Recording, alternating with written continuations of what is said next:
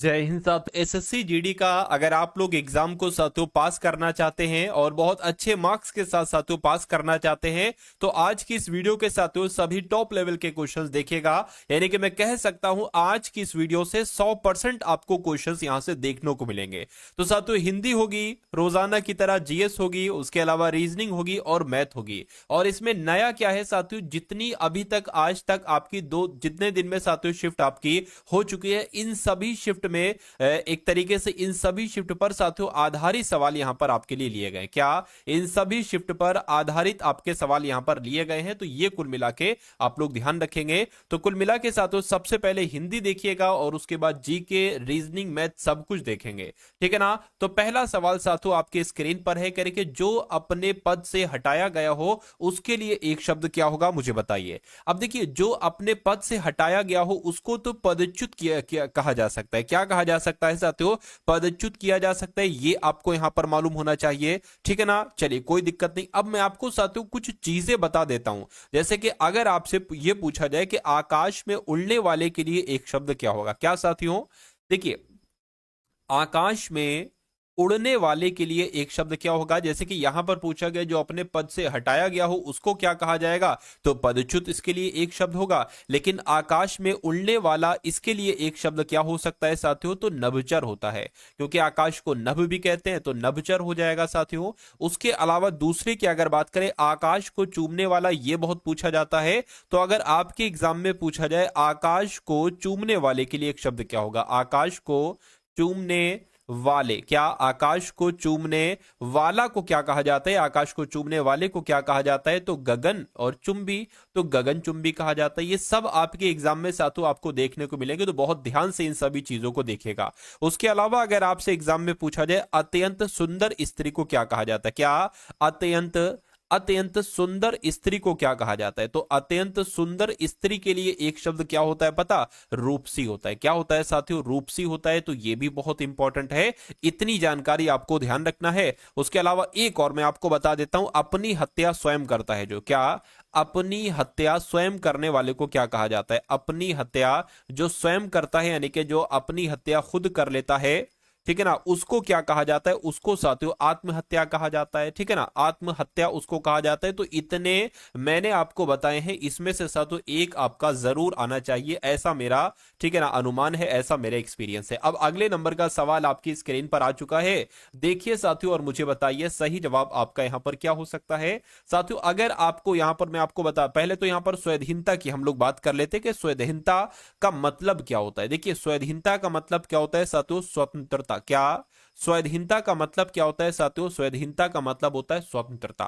तो इसका पर्यायवाची कहां पर लिखा हुआ है स्वतंत्रता? तो मैं कहूंगा ऑप्शन नंबर डी में लिखा हुआ है स्वतंत्रता।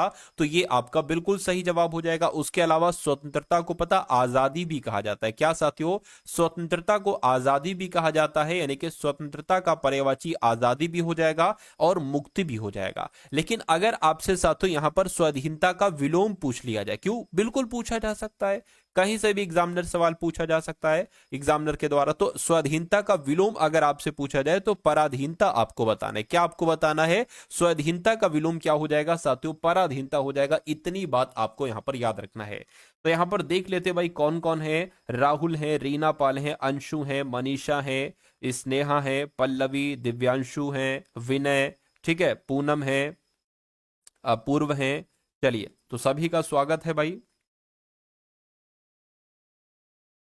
तसीम मलिक है, तहसीन मलिक है, ठीक है, विनय है, शुभम है, श्रद्धा है। चलिए, तो अब साथियों यहां पर अगर बात करें, मैंने आपको जितनी चीजें बताई हैं वो आप लोग यहां ध्यान रखेंगे। उसके अलावा देखिए, क्योंकि आप परीक्षा की तैयारी कर रहे हैं और जैसा पेपर आया है वैसा मैं आपको पढ़ाना चाहता हूं, उसी उसी टाइप के साथियों क्वेश्चंस यहां पर लिए गए हैं। तो सारी चीजें जो मैं आपको पढ़ाऊं ना वो आप लोग पढ़िए। अब जैसे कि कुछ मैं आपको यहां पर चीजें बताऊंगा, जैसे कि पर्यायवाची आपसे अगर पूछ लिया जाए अनादर शब्द का, क्या अगर अनादर का पर्यायवाची पूछ लिया जाए तो आपको साथियों क्या बताना है, ये मैं आपको बता देता हूं।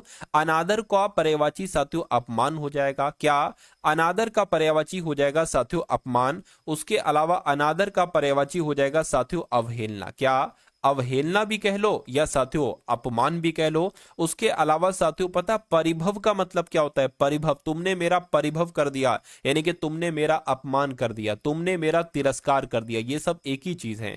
तो कुल मिला के ये तो अनादर के पर्यायवाची हो गए। लेकिन उसके अलावा अगर मान लीजिए आपसे पूछ लिया जाए, जैसे कि उत्कृष्ट का बहुत पर्यायवाची पूछे जाते हैं कि उत्कृष्ट का पर्यायवाची इसमें से क्या है, तो उत्कृष्ट के पर्यायवाची जो जो आपसे यहां पर पूछे जाएंगे ना, वो उनकी साथियों यहां पर हम लोग बातचीत कर लेते हैं। चलिए, तो उत्कृष्ट का मतलब पता क्या होता है साथियों? उत्तम होता है। उत्कृष्ट का मतलब उत्तम होता है। उत्कृष्ट को साथियों उन्नत भी कहा जाता है, उत्तम भी कहते हैं और उन्नत भी कहते हैं। श्रेष्ठ भी इसका पर्यायवाची हो जाएगा। क्या श्रेष्ठ भी इसका पर्यायवाची हो जाएगा? उम्दा भी इसका पर्यायवाची हो जाएगा। क्या उम्दा भी इसका पर्यायवाची हो जाएगा? और बढ़िया भी इसका पर्यायवाची हो जाएगा। ठीक है ना, उम्दा भी इसका पर्यायवाची हो जाएगा और बढ़िया भी इसका पर्यायवाची हो जाएगा। ठीक है, कोई दिक्कत नहीं है। अब उसके अलावा करें, अगर उसके अलावा साथियों अगर आपसे पूछा जाए तो एक होता है साथियों भय शब्द। क्या? भय शब्द। भय शब्द के पर्यायवाची आपसे पूछे जाते, बिल्कुल। तो भय का पर्यायवाची एक तो हो जाएगा डर, ठीक है ना, एक हो जाएगा साथियों खौफ। क्या हो जाएगा? खौफ हो जाएगा, डर हो जाएगा, खतरा भी कहा जाता है। क्या साथियों? खतरा भी कहा जाता है। उसके अलावा खटका भी कहा जाता है, अरे भाई खटका लग गया, ठीक है। उसके अलावा अंदेशा भी कहा जाता है। तो ये सारे के सारे डर के पर्यायवाची हैं, भय के पर्यायवाची हैं, ये आपके एग्जाम में पूछे जा सकते हैं। ठीक है ना। अगले नंबर का सवाल आपकी स्क्रीन पर है, देखिए और बताइए सही जवाब क्या होगा। करके दिए गए वाक्य का वह भाग याद कीजिए जिसमें कोई त्रुटि है। यदि कोई त्रुटि नहीं है तो कौन सा वाला? ऑप्शन नंबर डी वाले का चुनाव कीजिए। चलिए देखिए, सभी राजनीतिक दल अपना फायदा देखते हैं। आपको बताने की दिक्कत कहां पर है, मुझे बताइए। चलिए देखिए, होना क्या चाहिए? राजनैतिक थोड़ी ना होता है। क्या होता है साथियों? राजनीतिक होना चाहिए। क्या होना चाहिए साथियों? राजनीतिक शब्द होता है, राजनैतिक थोड़ी ना होता है। तो मेरे हिसाब से यहां पर ये गलत है। तो ये कहां पर है? ये ऑप्शन नंबर ए में लिखा हुआ है। तो ये आपका साथियों बिल्कुल करेक्ट आंसर हो जाएगा भाई। बहुत बढ़िया, वेरी गुड क्लास। चलिए अब उसके बाद देखिए, अगले नंबर का सवाल आपकी स्क्रीन पर है। कह रहे कि इनमें से तद्भव शब्द के लिए उचित विकल्प का चयन करिए, यानी कि इनमें से तद्भव शब्द के उचित विकल्प का चयन कीजिए। मुझे बताइए क्या आपका यहां पर सही जवाब हो सकता है, फटाफट बता दीजिए। चलिए देखिए, भतीजा एक आपका तद्भव शब्द है, इसका तत्सम क्या हो जाएगा? भृतजा हो जाएगा। आंसर आपका जाएगा ऑप्शन नंबर सी के साथ। अगला सवाल देखिए, ऐसे सवाल भी साथों आपके एग्जाम में आ रहे हैं। तो निम्नलिखित प्रश्न में 4 विकल्पों में उस विकल्प का चयन करिए जो दिए गए लोकोक्ति का अर्थ बताता है। यानी कि खेती पाती बीनती और घोड़े की तंग, अपने हाथ संभालिए चाहे लाख लोग होए संग। तो ये एक लोकोक्ति है। इसका मतलब क्या होता है? अपना काम स्वयं करो। क्या? अपना काम स्वयं करो। पहला पढ़ा, पहला ही आपका जवाब हो गया। ये टॉप लेवल की लोकोक्ति है और ये आपके एग्जाम में पूछी जा सकती है। अगर ये लोकोक्ति आ गई और आप किसी बच्चे ने इस क्लास को नहीं देखा और वो उसके एग्जाम में क्वेश्चन आ, तो ये समझ लीजिए लाखों बच्चा साथियों, अगर आप इस सवाल को कर दोगे तो आप लाखों बच्चों को पछाड़ दोगे, लेकिन अगर आप इस सवाल को छोड़ दोगे तो लाखों बच्चों से पछड़ जाओगे। चलिए तो साथियों, जो बात सुनी ना गई हो उसके लिए एक शब्द क्या होगा, मुझे बताइए। साथियों यहां पर मैं आपको बता देता हूं कि एसएससी जीडी की जो पीडीएफ है वो अंतिम समय में आपके लिए तैयार की गई है। तो ये पीडीएफ साथियों आप लोग जरूर ले लीजिए। इसमें आपको क्या क्या दिया जाएगा? इसमें आपको साथियों एक तो एसएससी जीडी के क्या, एक तो एसएससी जीडी के 10 पेपर दिए जाएंगे सॉल्यूशन के साथ। इसमें हिंदी होगी, जीके होगी, रीजनिंग होगी, सब कुछ होगी सॉल्यूशन के साथ। उसके अलावा आपको पीवाईक्यू दिए जा रहे हैं। पीवाईक्यू से तकरीबन 50% आपके यहां पर क्वेश्चंस फंसेंगे। उसके अलावा इंपॉर्टेंट साथियों आपके करंट अफेयर के सवाल दिए जा रहे हैं। तो ये तीनों पीडीएफ सिर्फ और सिर्फ 45 रुपए में आपको दी जा रही है। डिस्क्रिप्शन में लिंक है एसएससी जीडी पीडीएफ का, वहां से जाकर आप इस पीडीएफ को ले सकते हैं। ठीक है ना। चलिए, तो अब इस सवाल की अगर साथियों यहां पर हम लोग बात कर लेते हैं कि इस सवाल का सही जवाब आपका यहां पर क्या हो सकता है। फटाफट देखिए और आप लोग मुझे यहां पर बता दीजिए। चलिए देखिए, तो इसको साथियों मैं हटा देता हूं सबसे पहले, और फिर हम लोग इस सवाल की जवाब बात कर लेते हैं कि जो बात सुनी ना गई हो उसके लिए एक शब्द क्या होगा। फटाफट आप लोग यहां पर बता दीजिए। तो अनसुनी ही तो कहा जाएगा। जो बात सुनी ना गई हो उसके लिए एक शब्द क्या हो जाएगा साथियों? अनसुनी हो जाएगा।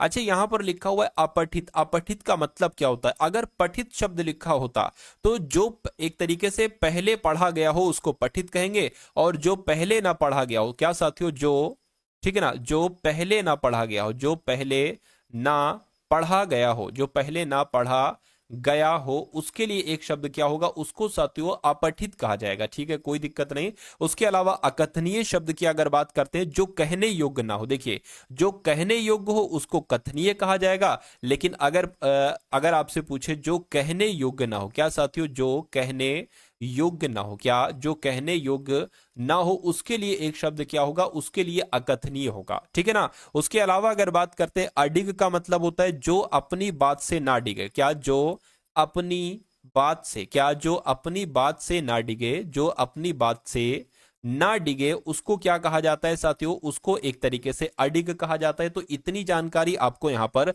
होनी चाहिए भाई। बहुत बढ़िया, वेरी गुड क्लास। अच्छा, कुछ इंपॉर्टेंट चीजें मैं आपको और बता देता हूं। क्या, कुछ चीजें यानी कि जो आपके एग्जाम में मुझे ऐसा लग रहा है कि आपकी शिफ्ट में पूछी जाएंगी। तो जैसे कि मान लीजिए अगर आपसे पूछ लिया जाए दो वेदों को जानने वाले के लिए एक शब्द क्या होगा। क्या, अगर आपसे पूछा जाए दो वेदों को, क्या साथियों, दो वेदों को जानने वाला, क्या दो वेदों को जानने वाले के लिए एक शब्द क्या होगा, पता क्या होगा साथियों, द्विवेदी कहा जाता है। क्या कहा जाता है, द्विवेदी कहा जाता है। तो एक तो ये आप लोग यहां पर याद याद रखेंगे। उसके अलावा दूर की, दूसरा आप लोग याद रखेंगे, दूर की सोचने वाले के लिए एक शब्द क्या होगा, दूर की सोचने वाले के लिए, क्या साथियों, दूर की सोचने वाले के लिए एक शब्द अगर आपसे पूछे तो आपको दूरदर्शी बता देना है। क्या बता देना है आपको, दूरदर्शी बता देना है। इतनी जानकारी आपको साथियों मालूम होना चाहिए। ठीक है ना। चलिए, तो अब उसके बाद देख लेते हैं नेक्स्ट नंबर का सवाल साथियों, आपकी स्क्रीन पर है और आपसे क्या पूछा जा रहा है कि टोकरी में मीठे संतरे हैं, इसमें जो मीठा शब्द है ना, मीठे, ये शब्द का विशेषण आपको बताना है। ये किस टाइप का विशेषण, देखिए अगर मैंने मान लीजिए यहां पर लिख दिया, क्या मैं कुछ भी लिख सकता हूं साथियों, संतरे मीठे हैं, या मैं कह सकता हूं मीठे आम। क्या साथियों, मैंने लिख दिया मीठे आम। तो आम की अगर बात करें, आम क्या हो गया, आम एक विशेष शब्द हो गया। क्यों, क्योंकि जिसकी विशेषता बताई जा रही है वो आपका विशेष शब्द होता है। तो आम की ही तो विशेषता बताई जा रही है। क्या विशेषता है, मीठा यहां पर विशेषता है। लेकिन जो शब्द विशेषता बताता है वो क्या होता है, वो साथियों विशेषण होता है। तो कुल मिला के इतना तो तय हो गया है कि ये मीठा विशेषण है। ठीक है ना। अब जैसे कि यहां पर मैं लिख दूं मोटा आदमी, जरूरी थोड़ी ना तारीफ ही विशेषण हो। ठीक है, बुराई भी हो, जैसे हो सकती है मोटा आदमी। अगर मैं यहां पर लिख दूं साथियों गोरी लड़की, क्या मैं लिख दूं गोरी लड़की, ठीक है, गोरी लड़की लिख दूं, तो देखिए ये आपका विशेष्य हो जाएगा। तारीफ किस शब्द ने बताई, तो इसने बताई, विशेषता इसने बताई, तो ये विशेषण हो जाएगा। ऐसा ये साथियों विशेषण हो जाएगा। तो कुल मिला के मीठा शब्द कैसा, परिमाणवाचक विशेषण। देखिए संख्यावाचक विशेषण तो नहीं होता। अगर यहां पर होता दो संतरे, तीन संतरे, तो ये संख्यावाचक विशेषण होता। सार्वनामिक भी नहीं हो सकता। ठीक है ना। उसके अलावा अगर बात करें, ये एक गुण बता रहा है कि भैया जो संतरे है ना, उसका एक गुण है मीठा है, वो गोल है, बड़े हैं, अच्छे हैं, वो तो अलग गुण हो गया। लेकिन ये मीठा, ये भी आपका एक गुणवाचक विशेषण हो जाएगा, जिनका आंसर ऑप्शन नंबर डी के साथ है। मैं कहूंगा बिल्कुल करेक्ट है। अगला सवाल आपकी स्क्रीन पर है, कह रहे कि अग्नि का इसमें से पर्यायवाची कौन सा नहीं है, मुझे बताइए। चलिए, अग्नि का पर्यायवाची कौन सा नहीं है साथियों, फटाफट आप लोग बता दीजिए।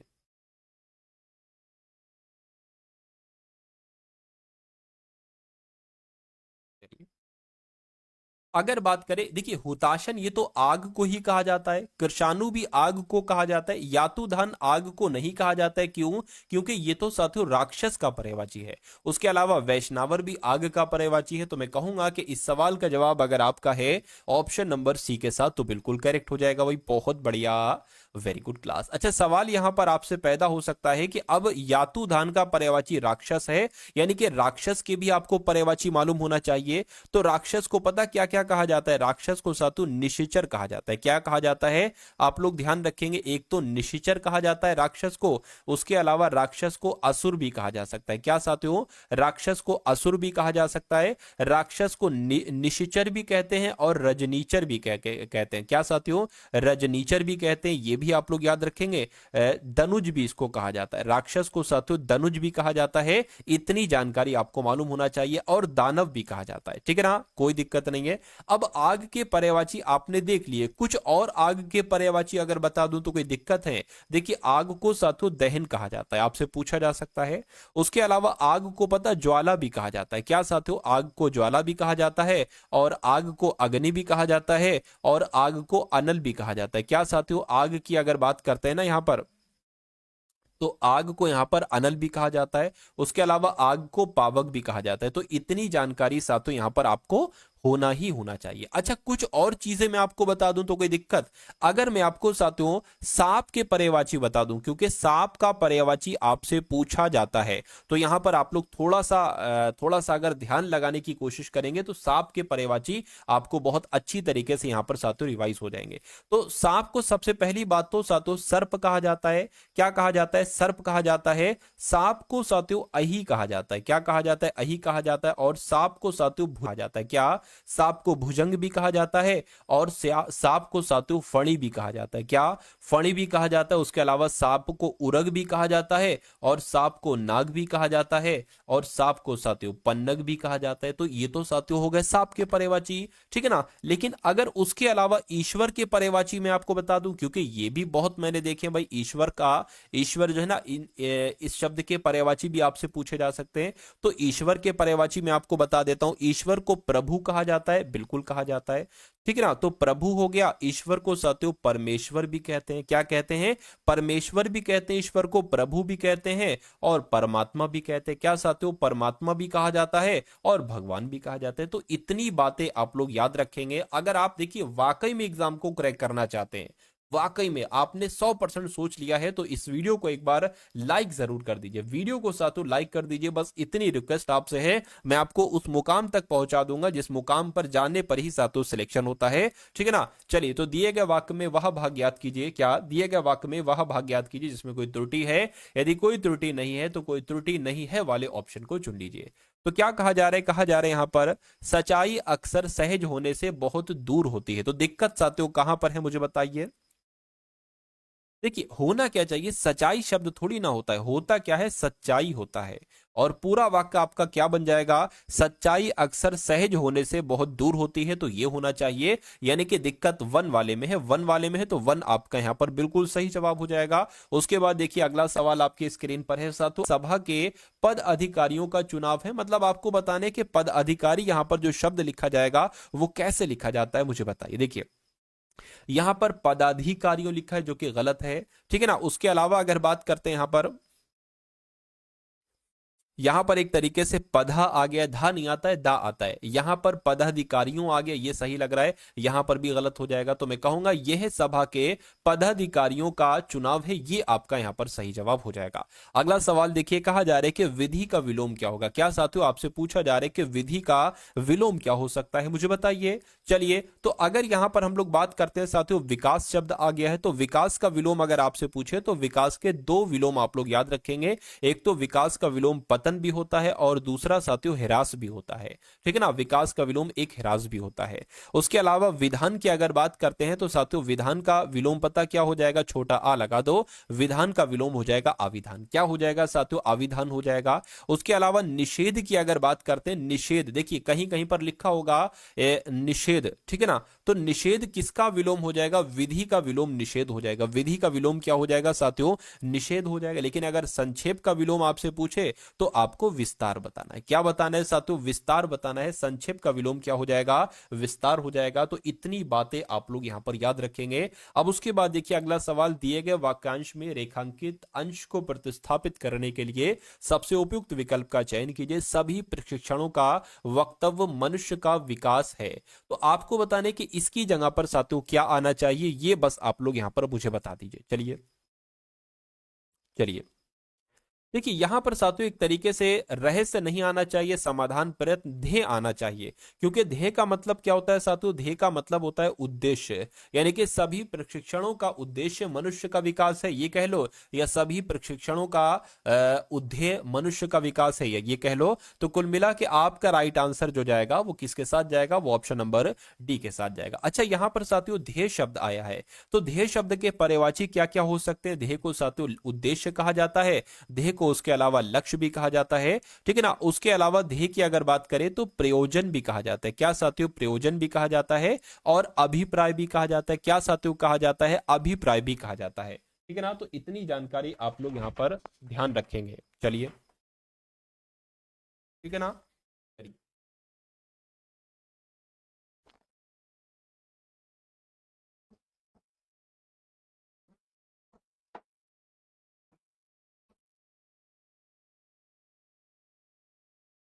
चलिए बात करते हैं साथियों नेक्स्ट नंबर के क्वेश्चंस की।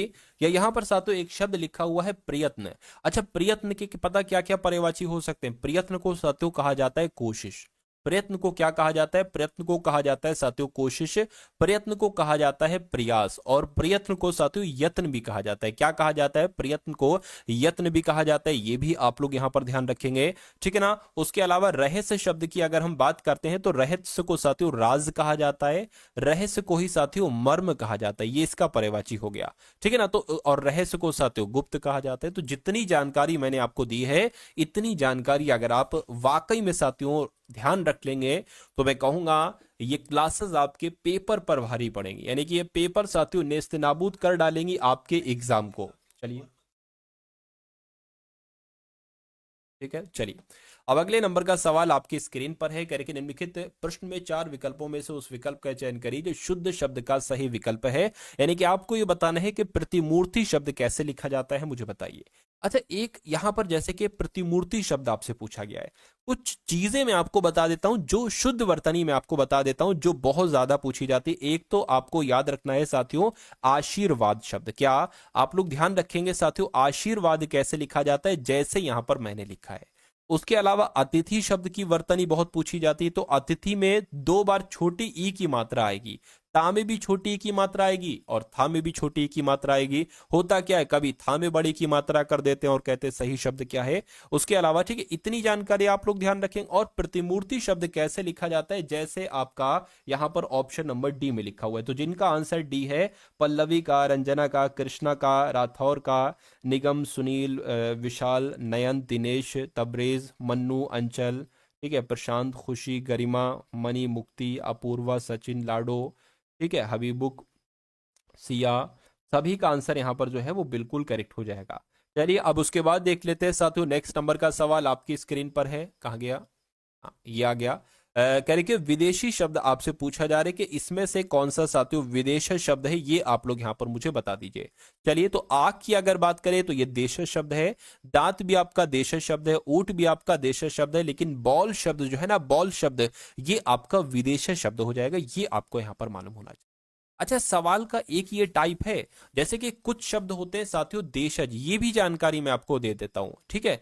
अगर कुछ शब्द मैंने आपको बता दिए देशज के और कुछ शब्द मैंने आपको बता दिए साथियों विदेशज के, यहां से सवाल पूछा ही पूछा जाता है। और पता कैसे पूछा जाता है, 4 शब्द आपको दे दिए जाएंगे, उसमें से एक देशज शब्द होगा और 3 विदेशज होंगे। तो पूछा जाएगा देशज इसमें से कौन सा है। तो इससे बढ़िया तरीका तो यही है कि आप कुछ शब्द देशज जो आपसे बार बार पूछे जाते हैं वो तैयार कर लीजिए। जैसे कि यहां पर मैं आपको बता रहा हूं लोटा शब्द, ये देश शब्द है, तो इसी से सवाल बन जाएगा। लोटा हो गया, कटोरा हो गया, ये देश शब्द है। उसके अलावा साथियों डिबिया हो गया, क्या बार बार रिपीट होते हैं साथियों यही शब्द, पता नहीं क्यों। तो लोटा हो गया, कटोरा हो गया, डिबिया हो गया, खिचड़ी हो गई और खिड़की हो गई। क्या खिचड़ी हो गई, खिचड़ी हो गई, और साथियों उसके अलावा यहां पर अगर बात करें खिड़की हो गई, ये सब देशज शब्द हैं। उसके अलावा पगड़ी हो गई। तो ये सारे के सारे देशज शब्द हैं। अब यहां पर मैं आपको बता देता हूं विदेशज शब्द कौन कौन से होते हैं। जैसे कि साथियों इरादा, इरादा आपका विदेशज शब्द है। इरादा हो गया और इशारा हो गया, ठीक है ना, इरादा हो गया और इशारा हो गया। उसके अलावा साथियों हलवाई, आप लोग याद रखेंगे, क्या हलवाई आपका ये विदेशज शब्द है। उसके अलावा दीदार, क्या साथियों दीदार की बात करें तो ये भी विदेशज शब्द है। और चश्मा, चश्मा भी आपका विदेशज शब्द है। तो कम से कम इतनी जानकारी आपको यहां पर होना ही होना चाहिए। अगला सवाल देखिए आपकी स्क्रीन पर, कह रहे कि निम्नलिखित किस वाक्य में सर्वनाम का अशुद्ध प्रयोग हुआ है, मुझे बताइए। चलिए, अब देखिए मैंने आपने साथियों गाय का निबंध पढ़ा होगा, क्या कि सबसे पहली लाइन होती थी गाय एक पालतू जानवर है। क्या गाय एक पालतू जानवर है। उसके बाद आप पता क्या क्या लिखते जाते थे, उसकी 4 टांगे होती हैं, ठीक है ना, उसकी, ठीक है, उसकी एक पूंछ होती है। तो ये आपकी क्या हो गई, देखिए अब ये संज्ञा है। अब संज्ञा की जगह पर आप जिन शब्दों का इस्तेमाल कर रहे हैं वो आपकी सर्वनाम होती है, ठीक है ना। तो ये होता है साथियों, जैसे कि मेरा नाम अदनान है, तो अदनान अदनान एक टीचर है, ठीक है। वह या उसकी लंबाई इतनी है, ठीक है। वह गोरा है, तो वह अब जितनी बार शब्द आएगा ना वो सारा का सारा साथियों क्या हो जाएगा, सर्वनाम कहलाएगा वो। तो कुल मिला के संज्ञा और सर्वनाम में आपको फर्क मालूम पड़ गया, ठीक है ना। तुम अपनी बात कहो, यहां पर जो तुम शब्द आया है ये सर्वनाम है और बिल्कुल सही सर्वनाम है। मैंने उससे माफी मांगी, यहां पर ये सर्वनाम है, बिल्कुल सही है। तेरे को भी उसके साथ जाना चाहिए। अब देखिए तेरे को ये एक सर्वनाम तो है लेकिन ये गलत माना जाता है। तेरे को, मेरे को, ये सारे शब्द गलत माने जाते हैं। ये सारे सर्वनाम अशुद्धि के अंतर्गत आते हैं। तुम्हारा उससे क्या संबंध है, ये भी सही है। तो मैं कहूंगा अशुद्धि कहां पर है सर्वनाम में, ऑप्शन नंबर सी वाले में है, सी वाले में है। तो यही आपका राइट आंसर है।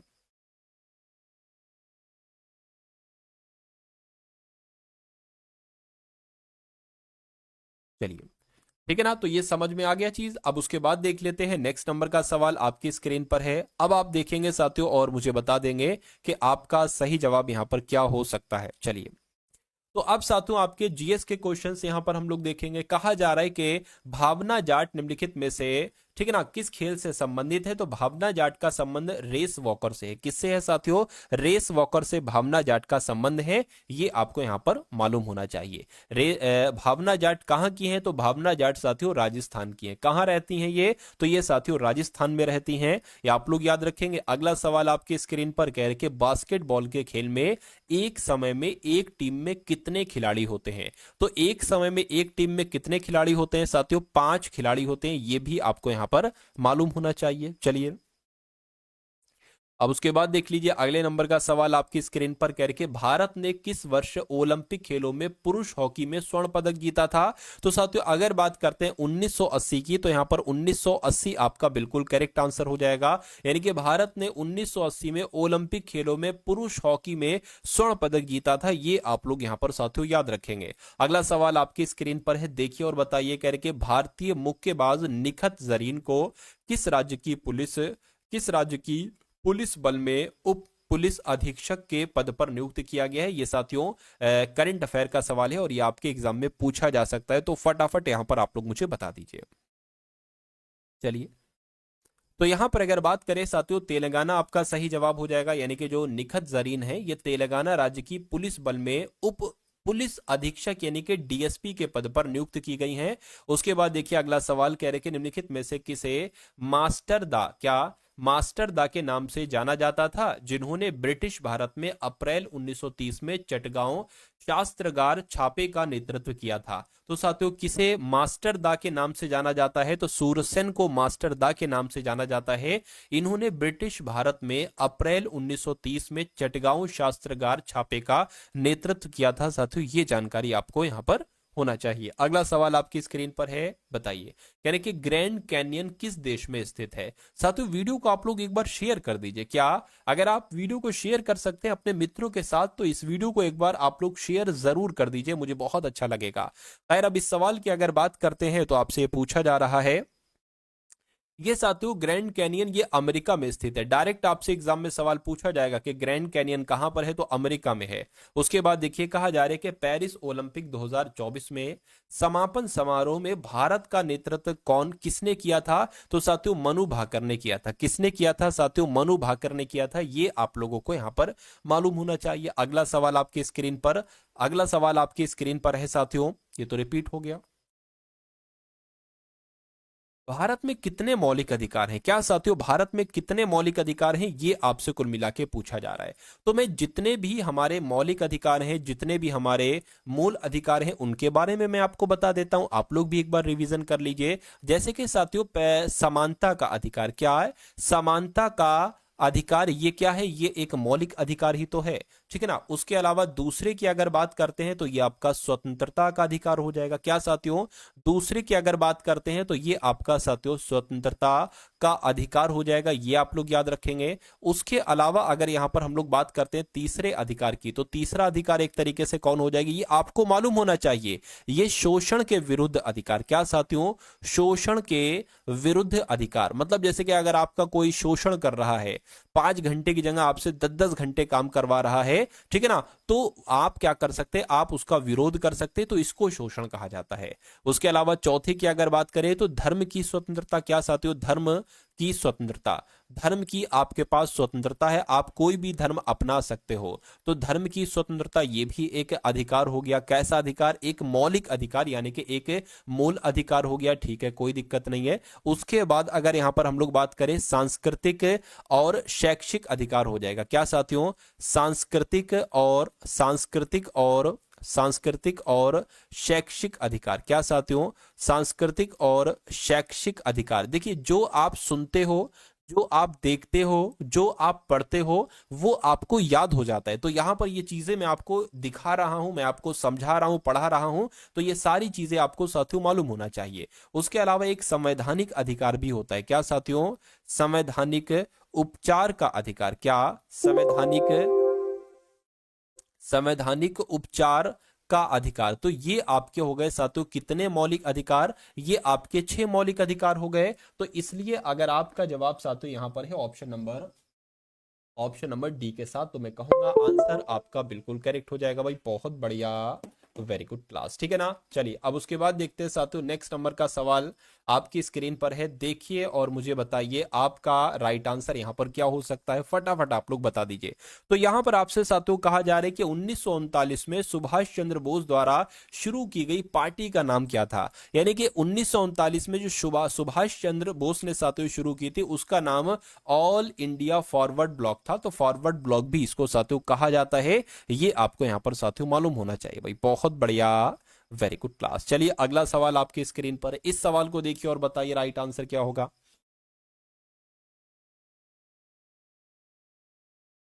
चलिए इसकी अगर बात करें, कहा जा रहा है कि चेरव नृत्य किस राज्य का पारंपरिक नृत्य है। तो ये कहां किया जाता है, ये मिजोरम में किया जाता है। कहां पर किया जाता है साथियों, जो चेरव नृत्य है ना, ये कहां किया जाता है, ये मिजोरम में किया जाता है, ये आपको यहां पर मालूम होना चाहिए।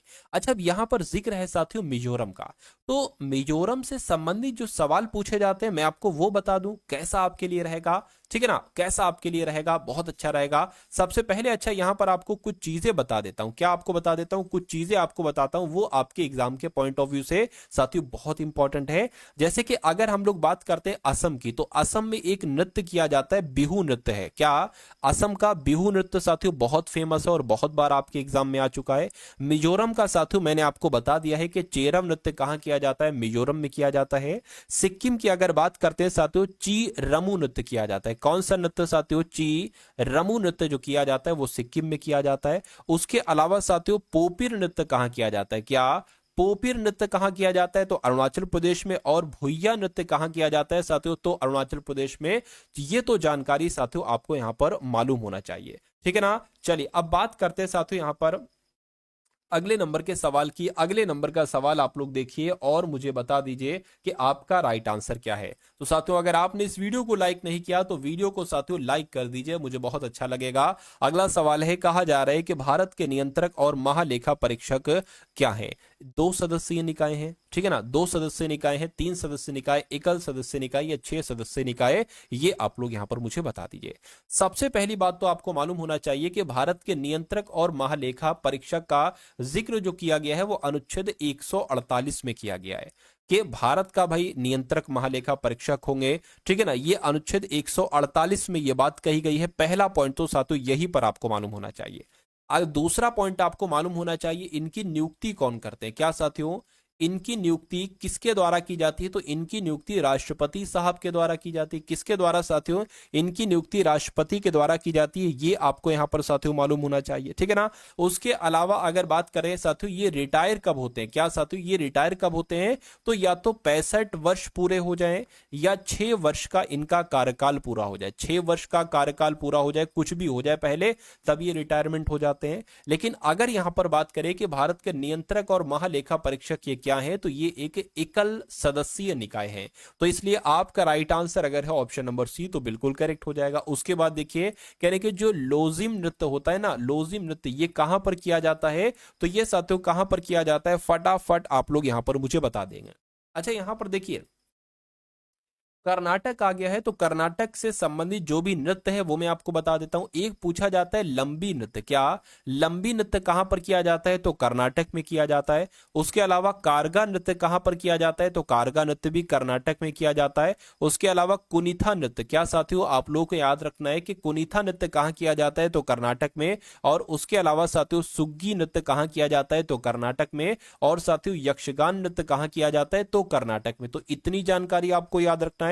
उसके अलावा अगर बिहार की बात करें कि बिहार में कौन कौन से नृत्य किए जाते हैं, तो आप लोग यहां पर ध्यान रखेंगे विदेशिया नृत्य का। क्या साथियों आप लोग को मालूम होना चाहिए विदेशिया नृत्य, क्या साथियों विदेशिया नृत्य कहां पर किया जाता है, तो बिहार में किया जाता है। उसके अलावा साथियों जटा जतिन, क्या साथियों जटा जटा जतिन, क्या साथियों जटा जतिन नृत्य कहां किया जाता है, तो यह भी बिहार में किया जाता है, ठीक है ना। लेकिन लोजिम नृत्य की अगर बात करते हैं तो ये तो महाराष्ट्र में किया जाता है। लेकिन गुजरात की अगर बात करें तो गुजरात में साथियों गरबा नृत्य किया जाता है और डांडिया नृत्य किया जाता है। क्या साथियों गरबा नृत्य किया जाता है, डांडिया नृत्य किया जाता है। उसके अलावा हुडो नृत्य किया जाता है साथियों गुजरात में। तो ये जानकारी आपको साथियों याद रखना है भाई, बहुत बढ़िया, वेरी गुड क्लास।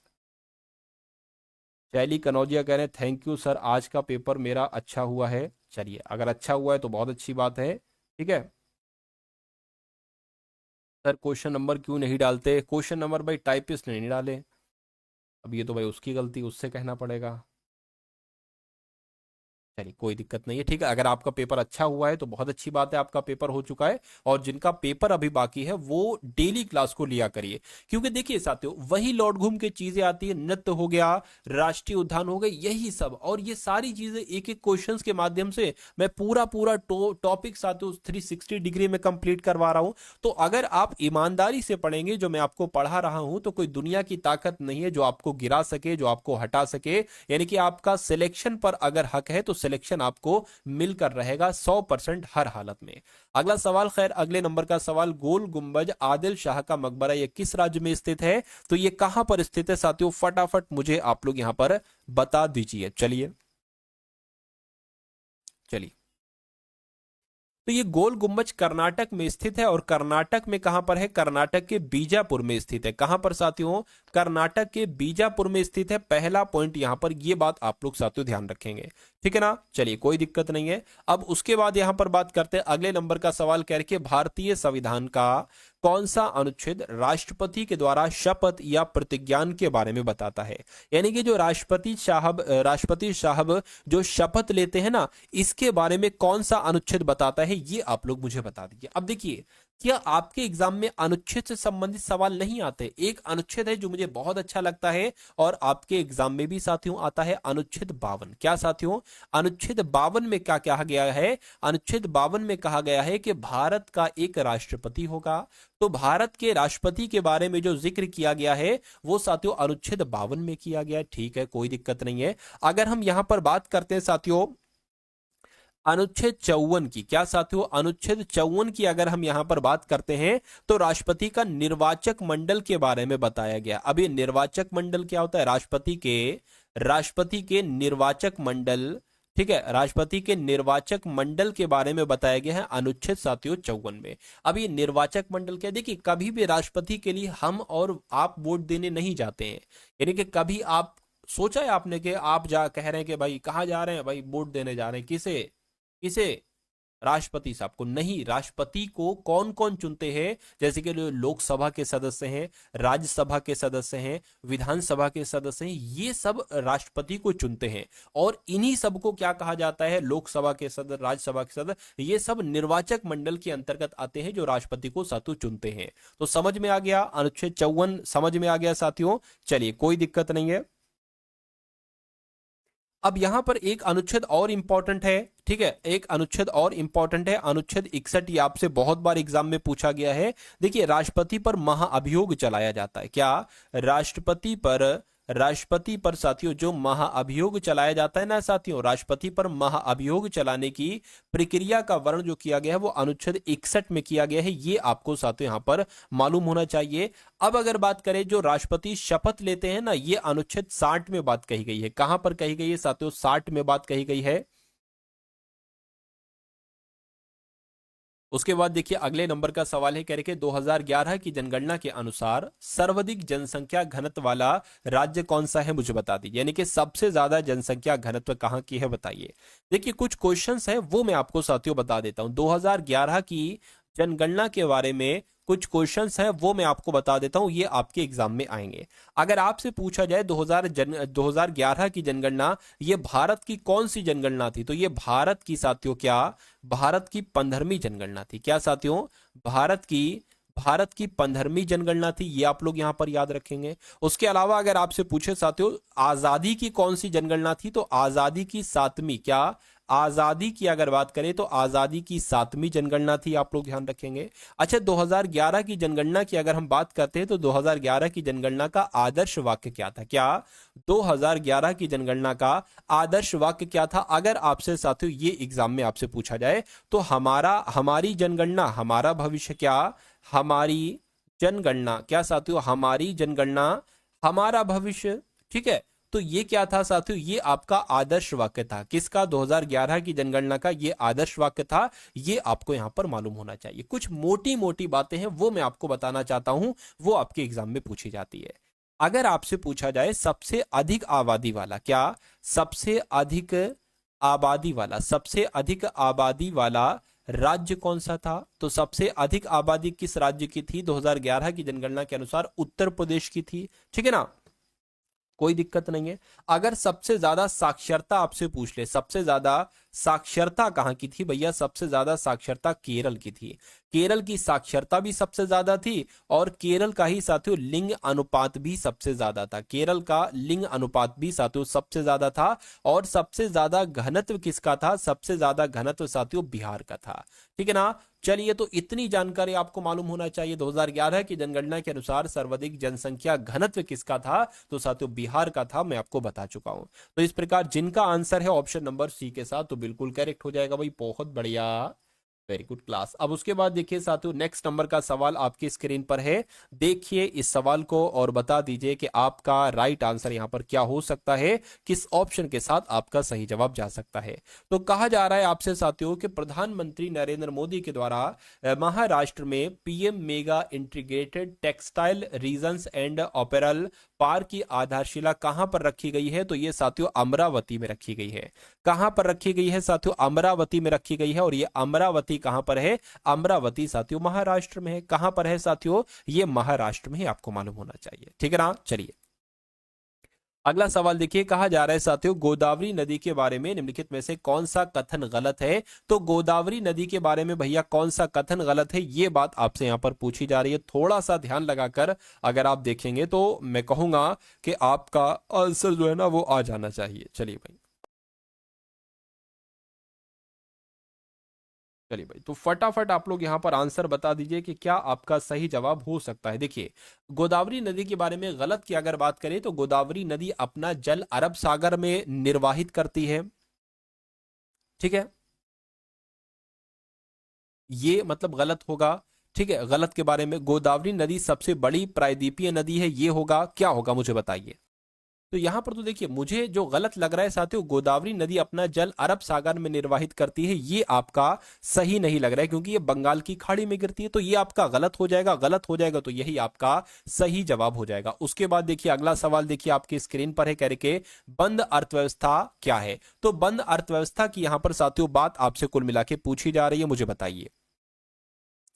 देखिए बंद अर्थव्यवस्था में केवल निर्यात होता है या बजट का घाटा कम होता है? बंद अर्थव्यवस्था में, बंद अर्थव्यवस्था में केवल आयात होता है या बंद अर्थव्यवस्था में कोई विदेशी व्यापार नहीं होता है? तो मैं कहूंगा कि बंद अर्थव्यवस्था में कोई विदेशी व्यापार नहीं होता है। ये आपका साथियों बिल्कुल सही जवाब हो जाएगा। यानी कि जो बंद अर्थव्यवस्था होती है इसमें पूरी तरह से आत्मनिर्भर रहना पड़ता है, अपने ऊपर साथियों निर्भर रहना पड़ता है, ठीक है ना। मतलब कोई आयात नहीं, कोई निर्यात नहीं, अपने ऊपर निर्भर रहना पड़ता है बंद अर्थव्यवस्था में। अब उसके बाद देखिए अगला सवाल आपकी स्क्रीन पर है, कह रहे कि महाबलीपुरम का तटवर्ती मंदिर जो अपनी चट्टानों को काटकर बनाई गई वास्तुकला के लिए उल्लेखनीय है, ये किस पल्लव राजा के शासनकाल के दौरान बनाया गया था?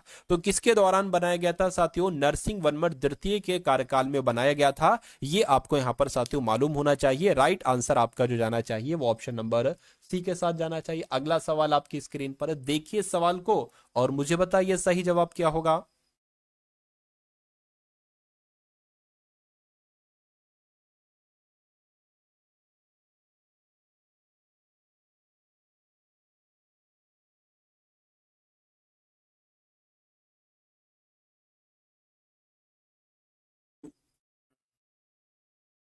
चलिए भाई, क्या आपका देखिए मेंडलीव का जो आवर्त नियम है ना, ये किस पर आधारित है, ये बात पूछी जा रही। तो ये तो परमाणु द्रव्यमान पर आधारित है। क्या ये परमाणु द्रव्यमान पर आधारित है? आवर्त सारणी की अगर बात करें, आवर्त सारणी की खोज किसके द्वारा की गई? तो साथियों मेंडलीव के द्वारा। क्या मेंडलीव के द्वारा ही आवर्त सारणी की खोज की गई, ये आपको साथियों मालूम होना चाहिए। ठीक है ना। चलिए भाई, तो मेंडलीव का आवर्त नियम ये परमाणु द्रव्यमान पर आधारित है, बस इतनी सी बात आपको यहां पर मालूम होना चाहिए। अगला सवाल आपकी स्क्रीन पर है, तो ये लीजिए। अब आपके रीजनिंग के क्वेश्चन यहां पर स्टार्ट हो चुके हैं। तो आपने साथियों हिंदी को बखूबी अच्छे अंदाज में देखा, आपने जीके को देखा, आपने कुछ क्वेश्चंस करंट अफेयर के भी देखे, और अब आप लोग यहाँ पर रीजनिंग को देखेंगे और रीजनिंग को बहुत अच्छे तरीके से हम लोग उखाड़ेंगे। अगर आप वाकई में चाहते हैं कि भैया आपके रीजनिंग में 20/20 क्वेश्चन सही हो, यानी कि 20 क्वेश्चन होंगे, 20 में से 20 आपके सही हो, तो इन लगभग जितने क्वेश्चन मैं आपको कराऊं, इन क्वेश्चंस को देखिएगा। इन क्वेश्चंस में वो पूरा कवर अप है जो अब तक की शिफ्ट में पूछा गया है। जैसे सवाल, जिस प्रकार के सवाल पूछे गए हैं एग्जामिनर के द्वारा, तो साथियों वो सब कुछ इसमें आपको पढ़ाया जाएगा आज की इस वीडियो में। ठीक है ना। चलिए, तो बात करते हैं साथियों, कह रहे कि दी गई उत्तर आकृति में कौन सी आकृति प्रश्न आकृति का सही जल प्रतिबिंब बनाती है। अब देखिए, ये आकृति है, अगर ये जल में दिखाई जाए, यानी कि मान लीजिए ये जल जल में दिखाई जाए, तो ये कैसी दिखाई देगी?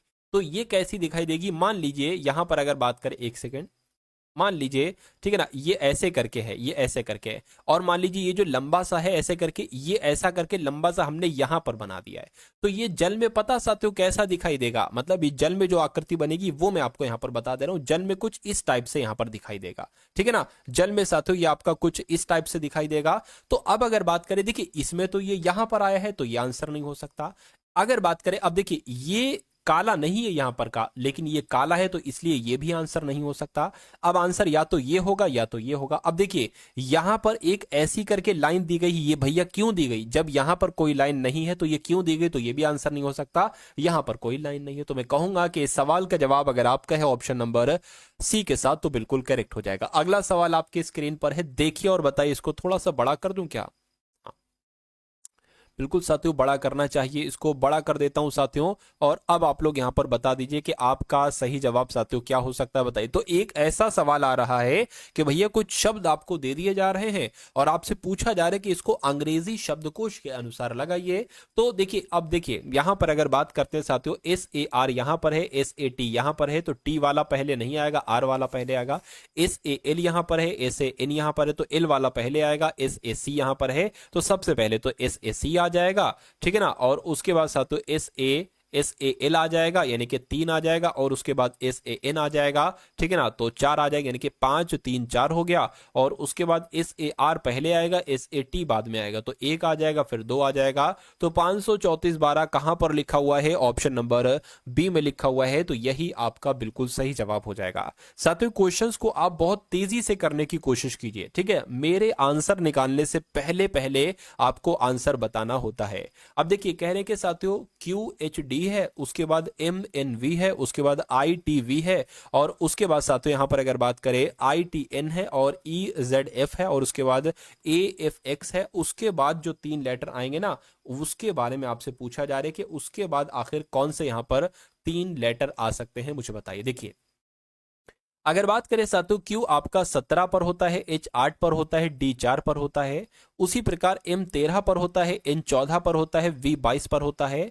ठीक है ना। I 9 पर होता है, T 20 पर होता है, N 14 पर होता है। ठीक है ना। उसके अलावा यहां पर लिख लो E 5 पर होता है, Z आपका 26 पर हो जाएगा, F 5 पर हो जाएगा। और ये साथियों जो है ना, ये ए 1 पर हो जाएगा, एफ आपका 26 पर हो जाएगा, एक्स आपका 24 पर हो जाएगा। तो यहां पर आपको लॉजिक आखिर बताना है कि यहां पर क्या लॉजिक लगा हुआ है। देखिए ये अगर इसकी बात करें सबसे पहले वाले की, तो ये 17 है, 17 से 13 हुआ यानी कि 4 घटा है, 13 से 9 हुआ है 4 घटा है, 9 से 5 हुआ है 4 घटा है, 5 से 1 हुआ है 4 घटा है। तो अब इसमें भी आपको 4 घटाने हैं। तो अब अगर साथों इसमें आप 4 घटाओगे ना, यानी कि फिर z हो जाएगा, y हो जाएगा, x हो जाएगा, w, तो यहाँ पर w आ जाना चाहिए। तो w कहाँ पर, एक यहाँ पर है, एक यहाँ पर है। अब देखिए इसको, ये 8 से कितना हो गया भैया, ये तो 14 हो गया, यानी कि यहाँ पर तो 6 बढ़ा दिया गया। ये 14 से 20 हो गया, फिर 6 बढ़ा दिया गया, फिर 6 बढ़ा दिया गया और फिर 6 बढ़ा दिया गया। तो फिर 6 बढ़ाएंगे यानी कि 12 आएगा, और 12 पर l होता है। तो l कहाँ पर है, यानी कि WLP,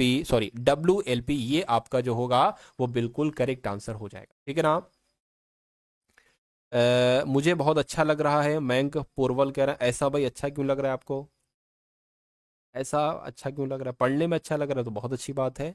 ठीक है, अब अगला सवाल देखिए आपके स्क्रीन पर, कहने के एस्किमो, ऐसा सवाल पूछा जाए तो क्या आप आंसर दोगे। एस्किमो का संबंध इग्लू से है, तो सुअर का संबंध किससे होगा। इतनी सी बात आपको कुल मिला के मुझे बताना है। देखिए जो एक तरीके से इग्लू होते हैं ना, ये कहाँ रहते हैं, तो ये एस्किमो में रहते हैं। उसी प्रकार सुअर की अगर बात करें तो ठीक है ना, सुअर कहां पर रहते हैं मुझे बताइए। देखिए सॉरी, एस्किमो कहाँ पर रहते हैं, ये इग्लू में रहते हैं। ठीक है ना, एस्किमो जो रहते हैं ये इग्लू में रहते हैं। तो सुअर कहाँ पर रहते हैं, सुअर साथियों शूकरशाला में रहते हैं। कहाँ पर रहते हैं साथियों, शूकरशाला में रहते हैं। ये बात आप लोगों को यहाँ पर साथियों मालूम होना चाहिए। ठीक है ना। चलिए अब उसके बाद देखिए अगले नंबर का सवाल है। अब इस सवाल को देखिए और मुझे बताइए, अगर आप में दम है तो इस सवाल का जवाब आप लोग बता दीजिए क्या होगा। बफरिंग चालू हो गई, अभी देखते हैं।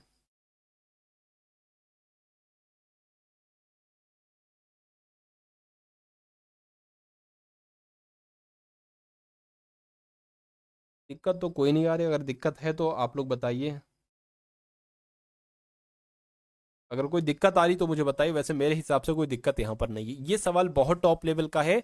देखिए WX खाली जगह, WW खाली जगह, Y और खाली जगह W और खाली जगह WXX खाली जगह Y खाली जगह Y। तो यहाँ पर साथियों आपको बताने कौन कौन से लेटर आएंगे, फटाफट बताइए। अब इसमें देखिए कॉन्सेप्ट ही इसमें अलग लगा हुआ है। कॉन्सेप्ट कैसा लगा हुआ मैं आपको बता देता हूँ साथियों। कॉन्सेप्ट की अगर साथियों बात करते, कॉन्सेप्ट ही इसमें अलग लगा हुआ है। देखिए कहने के साथियों WX है, ठीक है, या एक काम करो आप साथियों, सबसे पहले ऑप्शन नंबर ए को सही मानो। ठीक है, तो यहां पर देखिए W है तो यहां पर W आ जाएगा, यहां पर XX है तो यहां पर X और X आ जाएगा, यहां पर Y है तो Y आ जाएगा, यहां पर XW है तो X और W यहां पर आ गया। तो देखिए क्या कुछ हो पा रहा है, WXW, चलो WXW, XX, मतलब कुछ मिल नहीं रहा है। तो ये आपका आंसर नहीं हो सकता, मुझे ऐसा लग रहा है। एक बार ऑप्शन नंबर बी वाले को साथियों ट्राई कीजिए। तो YX, ठीक है, क्या लिखा हुआ है Y और XY हो गया, YXY हो गया, उसके बाद फिर Y हो गया, फिर W हो गया और फिर X और X हो गया। WXY, WW, XY, YY, WW, इसमें भी साथियों मैचिंग नहीं मिला, कुछ मतलब मिला ही नहीं, लॉजिक ही नहीं लगा। अब इस वाले को जरा चेक करिए, YXX, ठीक है ना, Y और X और साथियों X और YW, क्या साथियों YW और साथियों X यहाँ पर और Y। अब इसको देखिए WX, ठीक है ना, WXY और WWXXYY, WWWXXXYYY, समझ रहे हैं ना। मतलब पहली बार में जो आया वो सिर्फ WXY आया, अगली बार में 2 बार W आया, 2 बार X आया, 2 बार Y आया, अगली बार में 3 बार W आया, 3 बार X आया, 3 बार Y आया। तो मैं कहूंगा कि इस सवाल का जवाब अगर आपका है ऑप्शन नंबर सी के साथ तो बिल्कुल करेक्ट हो जाएगा भाई, बहुत बढ़िया, वेरी गुड क्लास। अब अगला सवाल देखिए साथियों आपकी स्क्रीन पर है, इस सवाल को देखिए और मुझे बता दीजिए कि वाकई में इस सवाल का सही जवाब आपका क्या हो सकता है, मुझे बताइए। चलिए देखिए, तो इस सवाल की अगर बात करें, कह रहे कि एक निश्चित कूट भाषा में ACNE को XZVM लिखा जाता है, BODY को LYBW लिखा जाता है, तो उसी कूट भाषा में EVIL को क्या लिखा जा सकता है, फटाफट आप लोग यहां पर मुझे कमेंट करके बता दीजिए। अब देखिए ये A से X हुआ है तो ये तो बहुत बड़ा है या घटेगा। अब ये C से साथियों Z हुआ है तो घट रहा है, मुझे ऐसा लग रहा है। लेकिन N से V हुआ है, ये तो बढ़ रहा है। और ई से एम हुआ है बढ़ रहा है, ठीक है। जो लॉजिक यहां पर लगा है वही लॉजिक यहां पर लगा होना चाहिए। बी से एल हुआ है, यहां पर साथियों बढ़ा है और यहां पर फिर घटा है, ये तो मामला नहीं बना, हिसाब किताब नहीं बना। अच्छा एक काम ये मुझे लग रहा है, जैसे कि ये ए है तो ए का विपरीत जो होता है ना वो जेड होता है, ठीक है, और सी का विपरीत जो होता है वो एक्स होता है, ठीक है। अब इसकी बात करें, एन का विपरीत होता है एम और ई का विपरीत होता है वी, यानी कि इसको आप ऐसे समझ सकते हैं कि ए सी एन ई यहां पर लिखा और एक्स जेड वी और एम ये मैंने यहां पर लिखा। अगर इसको मैं समझाऊं आपसे तो ए का विपरीत जेड होता है, सी का विपरीत एक्स होता है, एन का विपरीत एम होता है और साथियों ई का विपरीत वी होता है। क्या यही लॉजिक यहां पर है? अगर यही लॉजिक यहां पर है तो यही लॉजिक हम इसमें लगा देंगे। देखिए बी का विपरीत होता है वाई, ये बात बिल्कुल सही है। ओ का विपरीत होता है एल, ये बात भी बिल्कुल सही है। डी का विपरीत होता है डब्ल्यू, ये बात सही है। और वाई का विपरीत होता है बी, ये बात सही है। यानी कि अब तो कोई दिक्कत ही नहीं है। ई का विपरीत क्या होता है, देखिए एल ओ वी ई, यानी कि ई का विपरीत हो गया वी और ओ का हो गया एल, तो ई का विपरीत वी हो जाएगा, यानी कि वी यहां पर आ जाएगा। और वी का विपरीत क्या हो जाएगा साथियों, वी का विपरीत ई हो जाएगा, यानी कि साथियों ई यहां पर आ जाएगा। उसके बाद एल का विपरीत क्या हो जाएगा, ओ, तो ये साथियों ओ यहां पर आ जाएगा। और आई का विपरीत क्या हो जाएगा, देखिए शर्ट यहां पर मैंने लिखा, तो एस का विपरीत हो जाएगा साथियों एच और आई का विपरीत आर, तो आई का विपरीत यहां पर क्या हो जाएगा, आर हो जाएगा। तो मैं कह सकता हूं साथियों, मैं क्या कह सकता हूं, ई वी ओ आर कहां पर लिखा हुआ है, E V O R option number 3 में लिखा हुआ है। तो ये क्या है साथियों, ये आपका बिल्कुल करेक्ट आंसर है भाई, बहुत बढ़िया, वेरी गुड क्लास। अब इस सवाल को देखिए, ये सवाल भी साथियों बहुत शानदार है, ठीक है ना, और अच्छे लेवल का ये सवाल है। इस सवाल को देखिए आप लोग और मुझे बता दीजिए कि आपका राइट आंसर यहां पर साथियों क्या हो सकता है, किस ऑप्शन के साथ आपका बिल्कुल सही जवाब जा सकता है, मुझे बताइए। चलिए चलिए फटाफट साथियों यहां पर देख लेते हैं कौन कौन आंसर कर रहे हैं। राजेंद्र हैं, सना मीना है, सोनू है, सन मीना है, सोनू है, खशू, मोहम्मद तबरेज, आरपी ब्लॉग, अमजद खान, उसके अलावा लिखा हुआ है मोहित, अंजू, काशू, उमेश, आरती, काशू ठाकुर, आरती, मोहित, पल्लवी, राकेश, शिवानी, अंचल, पूजा, काशू, इमरन, लाडो, प्रिया। चलिए सभी का आंसर जो है वो बिल्कुल सही जा रहा था। अब उसके बाद देख लेंगे साथियों, नेक्स्ट नंबर का सवाल आपकी स्क्रीन पर है। कह रहे के देखिए ये क्वेश्चन बहुत दमदार है और अच्छा है, यहां से आपके 2-4 कॉन्सेप्ट क्लियर होंगे, और वो 2-4 कॉन्सेप्ट अगर आपने सीख लिए तो उन्हीं कॉन्सेप्ट पर अगर कठिन सवाल आता है तो उन्हीं कॉन्सेप्ट पर आएगा। मैं आपको बिल्कुल बच्चों जैसे इस सवाल को समझाऊंगा। कथन कहा गया है और साथियों क्या कहा गया है, निष्कर्ष कहा गया है, यानी कि कथन है और क्या है, और साथियों निष्कर्ष है। चलिए ठीक है, कहने के कोई भी एफ ए नहीं है, तो मान लीजिए साथियों ये क्या हो गए, ये एफ हो गए, और कहने के कोई भी एफ ए नहीं है, तो कोई भी एफ जो है ना वो ए नहीं है, कोई भी एफ ए नहीं है। देखिए जब पहला पॉइंट यहां पर आपको समझना है, जब कोई एफ ए नहीं हो सकता तो कोई ए एफ नहीं हो सकता, ठीक है ना। उसके बाद कह रहे हैं कोई भी ए के नहीं है, यानी कि कोई भी ए जो है ना साथियों वो के नहीं है। तो जब कोई भी क्या, कोई भी ए के नहीं हो सकता तो कोई भी के ए नहीं हो सकता। अब यहां पर मैटर आपकी ये समझ में आया कि कोई एफ ए नहीं है, कोई ए के नहीं है, लेकिन क्या अगर ये सवाल मैं आपसे पूछूं क्या कोई ए के एफ हो सकता है, तो इसके बारे में कथन में हमें नहीं बताया गया है। लेकिन अगर ऐसा पूछा जाए कि कोई के एफ हो सकता है तो उसको हम गलत मानेंगे। क्यों गलत मानेंगे, क्योंकि जिसकी जानकारी हमें कथन में नहीं दी गई होती है ना वो हम गलत ही मानते हैं। तो कुल मिला के अब निष्कर्ष को देख लेते हैं और यहां पर देख लेते हैं क्या आपका सही है क्या गलत है। कह रहे कि कुछ एफ के नहीं है, कुछ एफ के नहीं है, क्या साथियों, कुछ एफ के नहीं, हमें इसकी जानकारी थोड़ी ना दी गई थी, हमें तो सिर्फ इतना बताया था कि कुछ कोई एफ ए नहीं है और कोई ए के नहीं है, लेकिन हमें इसकी जानकारी नहीं दी गई थी। जानकारी नहीं दी जाती तो उसको हम गलत कर देते हैं। कुछ के ए नहीं है, देखिए कुछ के ए नहीं। अब देखिए यहां पर समझिए, जानकारी आपको यह दी गई थी कि कोई ए के नहीं है, तो जब कोई ए के नहीं होगा तो कोई के भी ए नहीं हो सकता, और जब कोई के ए नहीं हो सकता तो कुछ के ए नहीं होंगे। ये बात सही है, ये बात बिल्कुल सही है। अरे भाई जब कोई भी के ए नहीं है तो कुछ थोड़े बहुत के भी ए कैसे हो सकते हैं, नहीं हो सकते ना, तो ये आपका सही हो जाएगा, ये सही हो जाएगा। तो निष्कर्ष 2 कहां पर लिखा हुआ है, सही है, ऑप्शन नंबर सी में लिखा हुआ है। तो ये आपका साथियों बिल्कुल करेक्ट आंसर है भाई, बहुत बढ़िया, वेरी गुड क्लास। अब अगला सवाल साथियों आपकी स्क्रीन पर, इसको थोड़ा बड़ा कर देता हूं, ठीक है, और सवाल में क्या पूछा जा रहा है ये भी मैं आपको समझा देता हूं। सवाल में कह रहे हैं कि एक दर्पण को ए बी रेखा पर रखा जाता है और बस कोई दिक्कत नहीं है, समझ में आ गया। अब देखिए सवाल में यहां पर अगर बात करते हैं साथियों, बहुत ध्यान से सवाल को आप लोग देखिएगा, ये एक वर्ग है, ठीक है। यहां पर साथियों क्या लिखा है, यहां पर P है, यहां पर क्या है, यहां पर K है, और यहां पर साथियों 9 है, और यहां पर 2 है। जब ये क्या, ये 2 है, जब ये इस यहां पर ऐसे दिखेगा दर्पण में, तो मैं कहूंगा P का मुंह दाईं तरफ है। P का मुंह किस तरफ है साथियों, दाईं तरफ है। जब ये दर्पण में देखोगे तो P इस जगह से इस जगह पर आ जाएगा, यानी कि P का मुंह इस तरफ हो जाएगा। 2 की बात करें तो 2 कुछ ऐसा हो जाएगा। अब K इधर है ना, तो K इधर बनेगा, और K साथियों ऐसा बनेगा, ठीक है ना। K कैसा बनेगा, ऐसा बनेगा। और 9 ऐसा बना है ना, तो 9 साथियों ऐसा बनेगा। तो अब ये सबसे पहले आप ढूंढिए ऐसा कहां पर है। देखिए इसमें 9 बना हुआ है ऐसा, जो कि गलत है, ठीक है, ठीक है, कोई दिक्कत नहीं है।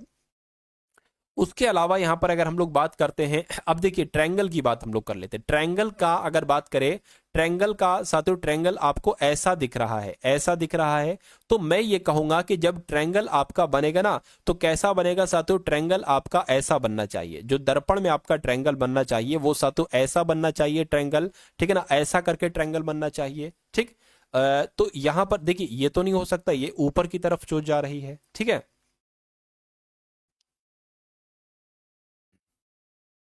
अच्छा, हाँ हाँ हाँ, एक चीज यहां पर ये देखिए, ये जो बना है ये लाइनिंग ऐसे ऐसे ऐसे आई है।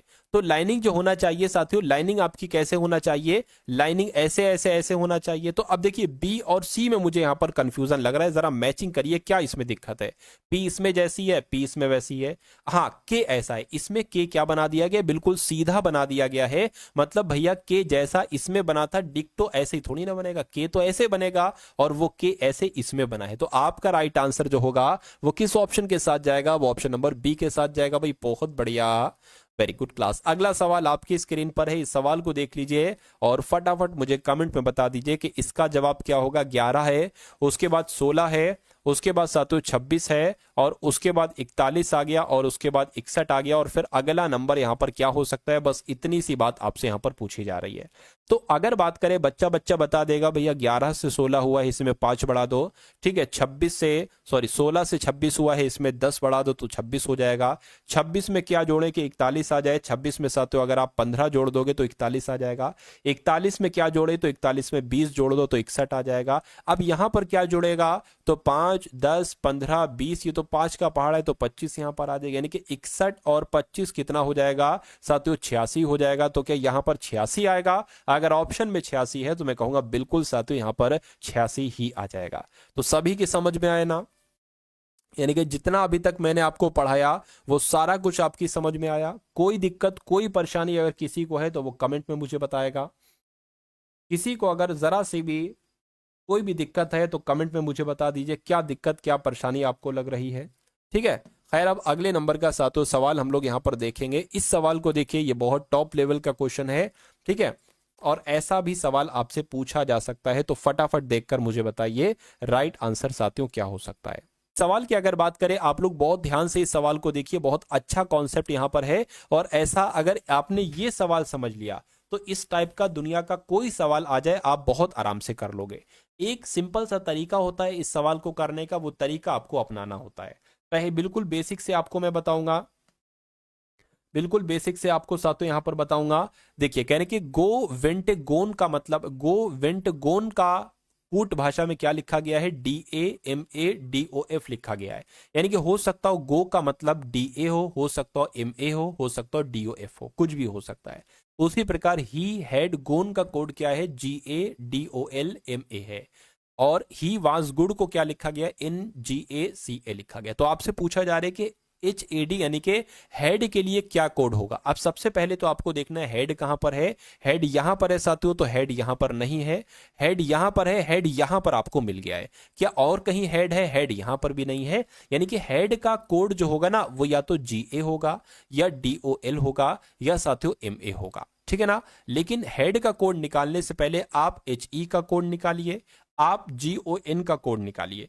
जब आपको एच ई का कोड और जी ओ गोन का कोड मिल जाएगा तो उसको कट कर दीजिएगा, जो बचेगा वो हेड का कोड होगा। अब देखिए ही कहां पर है, ही यहां पर है और ही यहां पर है, तो देखिए इसमें और इसमें क्या मैच खा रहा है, इसमें और इसमें जी ए मैच खा रहा है, तो मैं कहूंगा ही का कोड क्या हो जाएगा, जी ए हो जाएगा। यानी कि अब यहां पर अगर बात करें कि अब जी ए आंसर आपका नहीं हो सकता, क्यों? क्योंकि ये तो साथियों ही का कोड हो जाएगा, किसका? ये तो ही का कोड हो जाएगा। उसके बाद देखिए अब गोन का कोड निकाल लीजिए, गोन का कोड इसमें है और गोन का कोड इसमें है, तो इसमें क्या मैचिंग हो रही है, देखिए जरा, एम ए इसमें भी, एम ए इसमें भी, यानी कि गोन का कोड क्या हो जाएगा, एम ए हो जाएगा। तो अब हेड का कोड का बताना था आपको, देखिए अब एम ए भी आंसर नहीं हो सकता क्योंकि एम ए गोन का कोड है, जी ए भी आंसर नहीं हो सकता क्योंकि जी ए ही का कोड है। बचा क्या, D O L, D O L क्या हो जाएगा, ये आपका साथियों हेड का कोड हो जाएगा। तो कुल मिला के हेड का कोड आपसे पूछा गया था, D O L option number C में लिखा हुआ है, तो ये आपका साथियों बिल्कुल करेक्ट आंसर हो जाता है भाई। बहुत बढ़िया, वेरी गुड क्लास। कैसा लगा साथियों ये सवाल? अच्छा लगा हो तो वीडियो को लाइक कर दीजिए, अगर वीडियो पर नए हैं तो वीडियो को साथियों लाइक आप लोग जरूर कर दीजिए, और अगर चैनल पर नए हैं तो मैं आपसे कह रहा हूं कि चैनल को साथियों आप लोग जरूर सब्सक्राइब करके बेल आइकन पर साथियों आप लोग यहां पर क्लिक कर दीजिएगा। चलिए सवाल को साथियों बड़ा कर लूं थोड़ा, चलिए बड़ा कर लिए इस सवाल को। अब आपको अच्छे तरीके से यहां पर दिख रहा होगा। इस सवाल की बात करें तो ये सवाल बहुत टॉप लेवल का है, बहुत टॉप लेवल का साथियों ये सवाल है। क्या कहा जा रहा है मुझे बताइए। देखिए कहने के 6 लैपटॉप हैं, इन लैपटॉप्स के नाम क्या है, N Q P L R A. ये उत्तर क्या लिखा हुआ, उत्तरोन्मुखी यानी कि उत्तर की दिशा की ओर ये लैपटॉप मुंह किए हुए बैठे हैं, एक पंक्ति में बैठे हैं। यानी कि साथियों एक पंक्ति यहां पर हम लोग बना लेते हैं, क्या बना लेते हैं, एक पंक्ति यहां पर साथियों हम लोग बना लेते हैं और उन सभी लैपटॉप्स को यहां पर बैठा देते हैं। तो 1 2 3 4 5 और एक साथियों 6 लैपटॉप हो गए। यानी कि जरूरी नहीं इसी क्रम में बैठे हो, इस क्रम में जरूरी नहीं इसी क्रम में, यानी कि इनको ए के निकटतम बाएं रखा गया। अब आप कहीं पर भी रख दो साथियों, इनको ए के निकटतम बाएं रखा गया। मान लीजिए साथियों ए अगर मान लीजिए हम यहां पर रख लेते हैं, क्या ए अगर यहां पर रख लेते हैं तो ए के, अच्छा ए के दाएं से कहाँ गया ए, अच्छा ये है ए के निकटतम बाएं इन बैठा है, यानी कि ए के निकटतम बाएं कौन हो जाएगा, इन हो जाएगा। सबसे पहले मैं आपको एक चीज बता देता हूं, बायां पता क्या होता है, बायां होता है आपका उल्टा हाथ। यहां पर बायां कहा गया है, ए का बायां, तो ए के उल्टे हाथ इधर ही तो होगा। और दाएं की अगर बात करें, दाएं का मतलब होता है सातों सीधा हाथ। सब कुछ आपको बता देता हूं क्योंकि 100 में एक आध बच्चा ऐसा भी होता है जिसको दायां बायां भी सही तरीके से नहीं पता होता है, तो मैं सब कुछ आपको बता देता हूं। उसके बाद कहा गया है कि आर क्यू के बाएं दूसरे स्थान पर, इसको छोड़ दो अभी, यानी कि पी को ए के दाएं से दूसरे स्थान पर रखा गया, यानी कि ए के दाएं से दूसरे स्थान पर कौन है, पी है। तो ए का दाया 1 2, ए का दाएं दूसरे स्थान पर पी है, यानी कि पी यहां पर आ जाएंगे। उसके बाद कहा गया है कि पी को आर के निकटतम दाएं रखा गया है, यानी कि पी को आर के निकटतम दाएं, तो आर के निकटतम दाएं, तो आर के निकटतम दाएं रख दिया हमने पी, कोई दिक्कत नहीं है। कहने के अच्छा ये लिखा हुआ एल को एन के बाएं रखा गया, एल को जो है ना एन के बाएं, यानी कि एन के बाएं कौन हो जाएगा, एन के बाएं एल हो जाएगा। तो कुल मिला के 6 लोग थे, 5 लोग हमने बैठाल दिए हैं, ठीक है। कौन कौन साथियों बैठाल दिया है, अब एक बार सवाल एक बार और दोबारा से पढ़ लिया जाए, एक बार दोबारा से सवाल पढ़ लेते। कह रहे कि इनको ए के निकटतम बाएं रखा गया है, इनको ए के निकटतम बाएं रखा गया है, ठीक है। आर को क्यू के बाएं दूसरे स्थान पर रखा गया, आर, अच्छा ये है आर को क्यू के बाएं रखा गया, यानी कि एक यहां पर हमें बढ़ाना होगा, आर को क्यू के बाएं, तो क्यू का बाएं यही तो होगा, ठीक है ना। तो हम क्या करेंगे, इधर हमने एक बढ़ाया है ना, तो इधर हम हटा देंगे एक को, ठीक। अब सारे कुछ बैठ गए हैं, तो अब सवाल में पूछा जा रहा है कि एल के निकटतम दाएं कौन सा लैपटॉप बैठा है, तो एल किधर गया, एल के निकटतम दाएं, तो इन बैठे हैं, तो इन बैठे हैं, तो इन कहां पर है, इन साथियों ऑप्शन नंबर ए में है। तो ये क्या होगा, ये आपका बिल्कुल करेक्ट आंसर हो जाएगा भाई, बहुत बढ़िया, वेरी गुड क्लास। अगला सवाल आपकी स्क्रीन पर है साथियों, जितने लोग लाइव वॉचिंग कर रहे हैं ना उतने लाइक नहीं है, तो क्या सभी ने लाइक नहीं किया है, तो एक बार सभी लोग साथियों दबा कर लाइक कर दीजिए, जो लाइक वाला बटन है उसको आप लोग यहां पर दबा दीजिए, मेरी रिक्वेस्ट आपसे है। चलिए अब यहां पर अगर बात करें साथियों, क्या कहा जा रहा है आपसे, कह रहे कि देखिए डिटेल से ये बना, यानी कि इन लेटर से साथियों ये लेटर्स बनाए गए हैं, इन लेटर से ये लेटर्स बनाए हैं, तो इन लेटर से साथियों जो लेटर्स यहां पर बनाए जाएंगे वो आपको बताना है। क्या आपका यहां पर साथियों सही जवाब हो सकता है, मुझे बताइए। अब देखिए मेरा ऐसा मानना है, मुझे ऐसा लग रहा है कि यहां पर जो लेटर्स है ना वही लेटर्स लगभग लगभग साथियों यहां पर है, और ऐसे मुझे यहां पर लग रहा है कि जो लेटर्स यहां पर है ना, वही लेटर साथियों यहां पर है, यानी कि इन लेटर्स की मदद से ही साथियों हमारा आंसर निकल आएगा बड़े ही आराम से। कोई दिक्कत कोई परेशानी आपको महसूस नहीं होना चाहिए। ये अलग है, देखिए ये अलग है, ठीक है। अब देखिए यहां पर अगर बात करें, हमने डी लिख लिया। कभी भी आपको ऐसा लगे कि इन लेटर से ये लेटर्स बनाए गए हैं तो आपको इस फॉर्म में लिख लेना है। डी हो गया, ई हो गया, टी ए हो गया, टी ए हो गया, उसके बाद साथियों आई हो गया, उसके बाद एल और एस हो गया, ठीक है ना। अब हम लोग यहां पर क्या लिख लेते हैं, अब हम लोग ये चीज लिख लेते हैं, ठीक है, तभी तो हमें पता चलेगा। टी हो गया, ई हो गया, डी हो गया, ए हो गया और एस हो गया, एल हो गया और साथियों यहां पर आई हो गया। अब यहां पर हम लोग क्या कर सकते हैं, अब यहां पर हम लोग कर सकते हैं, देखिए ये डी यहां पर है तो ये डी यहां पर हो गया, ये टी यहां पर है, ये टी यहां पर हो गया, ये ई यहां पर है, ये ई यहां पर हो गया। क्या कह रहे हैं भाई?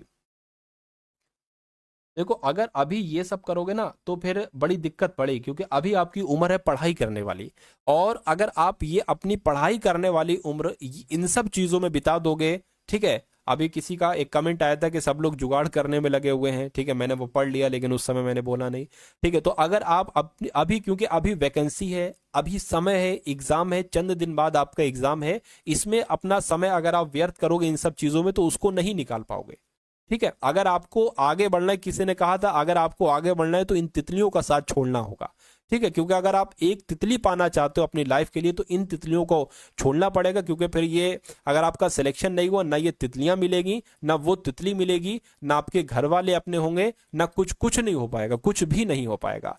तो अभी फायदा जो है साथियों वो इसी में है, इसी में है कि अभी आप पढ़ाई करें तो फिर आपको सब कुछ मिल जाएगा जो आप चाहते हो, ठीक है। चलिए कोई दिक्कत है, और हर एक तितली भी यही चाहती है कि जो तितला हमको मिले उसकी गवर्नमेंट जॉब हो, तो सबसे पहले गवर्नमेंट जॉब के पीछे भागोगे तो तितलियां भी तुम्हारे पीछे भागेंगी। सिंपल सा फॉर्मूला है, ठीक है।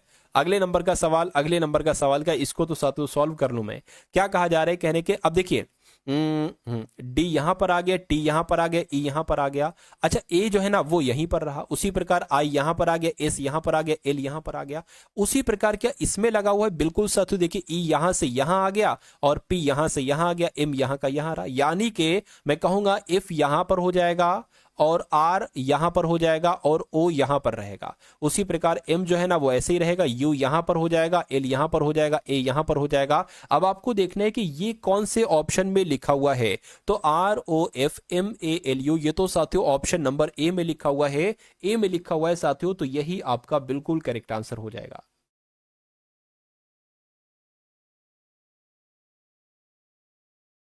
हाँ सही कहा राठौर साहब ने, कह रहे कि बांस की तरह उड़ना है तो इन तितलियों का साथ छोड़ना पड़ेगा, ठीक है, सही कहा। चलिए अब साथियों अगले नंबर का सवाल देखिए, इस सवाल ये समझ में आपकी आ गया, अगर समझ में आ गया है तो बहुत अच्छी बात है। अब उसके बाद साथियों आप लोग यहां पर देख लीजिए और मुझे बता दीजिए कि आपका राइट आंसर क्या होगा। अच्छा ये सवाल भी बहुत शानदार है, क्या ये सवाल भी बहुत शानदार है, इसमें एक कॉन्सेप्ट लगता है, क्या कॉन्सेप्ट लगता है वो मैं आपको यहां पर समझा दे रहा हूं। अगर मान लीजिए के बना है, अगर आप इसको दर्पण में देखोगे तो ये ऐसे दिखेगा, थोड़ा सही से नहीं बना है लेकिन थोड़ा मैनेज करिएगा, ऐसा है ना, तो ये ऐसे बनेगा। ओ अगर ऐसा बना है तो ये दर्पण में आप देखोगे तो ये ओ ओ ही लगेगा, जैसा बना है वैसे ही लगेगा। लेकिन दूसरा तरीका ये होता है कि जो सबसे अंत में लेटर होता है ना वो सबसे पहले दिखेगा, यानी कि के यहां पर ऐसा है तो के ऐसा दिखेगा, ई यहां पर ऐसे है तो ई यहां पर दिखेगा, टी की बात करें जैसा टी होता है वैसा दिखेगा, वाई की अगर बात करें वाई जैसा वैसे दिखेगा, जे की बात करें जे का मुंह बाई तरफ है ना, इसका मुंह दाई तरफ हो जाएगा, और जी की बात करें जी का मुंह दाई तरफ है तो साथियों बाई तरफ हो जाएगा, और एच जैसा है एच वैसा दिखेगा। ये कौन से ऑप्शन में आपको दिख रहा है के ई ऐसे करके साथियों, ये तो ऑप्शन नंबर ए में ही आपको दिख रहा है। तो इस प्रकार अगर आपका जवाब साथियों ऑप्शन नंबर ए के साथ है तो मैं कहूंगा आंसर आपका बिल्कुल करेक्ट हो जाएगा भाई, बहुत बढ़िया, वेरी गुड क्लास। अगला सवाल आपकी स्क्रीन पर है, अब इस सवाल को साथियों देखिए और मुझे आप लोग बता दीजिए कि राइट आंसर आखिर आपका यहां पर क्या हो सकता है, फटाफट बताइए। अब यहां पर क्वेश्चंस आपसे जो पूछा गया है कि एक ऐसी करके आकृति है, यानी कि ये जो लाइनिंग वाला सेटिंग है ना ये किस आकृति में है, इस आकृति में है लाइनिंग, दूसरी वाली आकृति में है, तीसरी वाली आकृति में है, चौथी वाली आकृति में है, मुझे बताइए। देखिए पहली बात तो अगर मान लीजिए ये लाइन यहां से अगर ऐसे बनाते और फिर ये ऐसे बनाते तो फिर ऐसे, तो फिर ऐसे करने के लिए कोई लाइनिंग नहीं है, इसलिए ये आंसर नहीं हो सकता, इसलिए आपका ये आंसर नहीं हो सकता। अच्छा दूसरी वाली को ट्राई करें, तो मान लीजिए ये यहां से बनी है ना, तो ये ऐसे करके लंबी नहीं गई है, ये भी करके लंबी नहीं गई, तो ये भी आंसर नहीं हो सकता। अगर हम इसको ट्राई करें साथ, तो देखिए अगर मान लीजिए साथियों ये हम यहां से लाइनिंग लेते हैं और फिर ये इधर चले जाते हैं, ठीक है ना, इसमें बन रहा है नहीं, अच्छा इसमें ऐसे बन सकता है ऊपर से। देखिए अगर ये साथियों लाइनिंग एक तरीके से हम ये यहां से लेते हैं और ये इधर चला जाता है और फिर ये नीचे आ जाता है और फिर ये ऐसे आके आ जाता है, तो मैं कहूंगा जो लाइनिंग ये यहां पर है वही लाइनिंग जो बन रही है वो ऑप्शन नंबर सी वाले में बन रही है। तो जिनका भी आंसर ऑप्शन नंबर सी है तो बिल्कुल करेक्ट है। तो मिस्टर अनस्टॉपेबल, प्रिया, शल्लू, मोहित, ठीक है, उसके अलावा सिया कुमारी, गौरव, अंशु, कृष्ण, अंशु, एनसीसी बॉय, शिव, दिनेश, अंशु, अपूर्वा, संतरम, अपूर्वा, अंशु, रीना पाल, अमृता, जाबिर, ठीक है। चलिए सभी का आंसर जो है वो सही जाना चाहिए, ऑप्शन नंबर सी के साथ जाना चाहिए। अगला सवाल आपकी स्क्रीन पर है, देखिए और मुझे बताइए कि आपका राइट आंसर यहां पर क्या हो सकता है, किस ऑप्शन के साथ आपका राइट आंसर जा सकता है। थोड़ा अगर आप लोग दिमाग लगाएंगे तो इसके आंसर तक आप लोग पहुंच जाएंगे।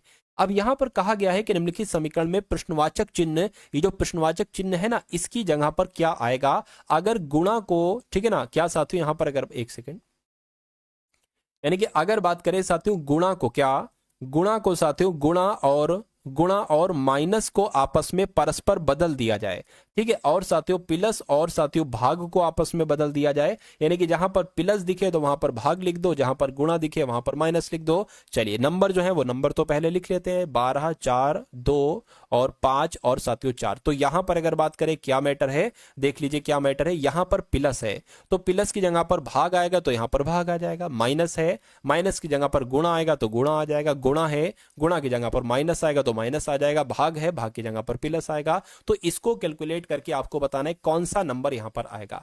आपको पता है सबसे पहले भाग सॉल्व किया जाता है, तो 4 को भाग करेंगे, 4 एकम 4, 4 तिया 12, यानी कि इसकी जगह पर 3 आ जाएगा, ये गुणा 2 है, ये -5, ये +4 है, तो 3 दुना कितना हो गया, 6 हो गया, -5 +4 यानी कि 6 में से 5 जाएगा, 1 बचेगा +4 यानी कि 5 आपका आंसर हो जाएगा। और 5 कौन से ऑप्शन में है, तो ऑप्शन नंबर 2 वाले में है। तो जिनका भी आंसर ऑप्शन नंबर 2 के साथ है, मैं कहूंगा आंसर आपका बिल्कुल करेक्ट है। साथियों मुझसे पहले आप लोग आंसर क्यों नहीं देते हो, मेरी यही बात आज तक समझ में नहीं आई है।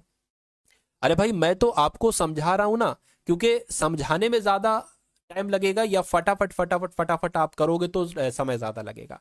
तो मैं तो समझा रहा हूं, आपका आंसर मुझसे पहले आना चाहिए, या अब अगली अगली बार में यानी कि अगले क्वेश्चन में साथियों ये बात आप लोग ध्यान रखेंगे कि क्या होगा कैसे होगा, ठीक है। चलिए हाँ, तो अब इस सवाल को देखिए साथियों और आंसर मेरे से पहले बताने की कोशिश करिएगा। और ये सवाल साथियों मैं कहूंगा बहुत शानदार बहुत जानदार ये सवाल है। देखिए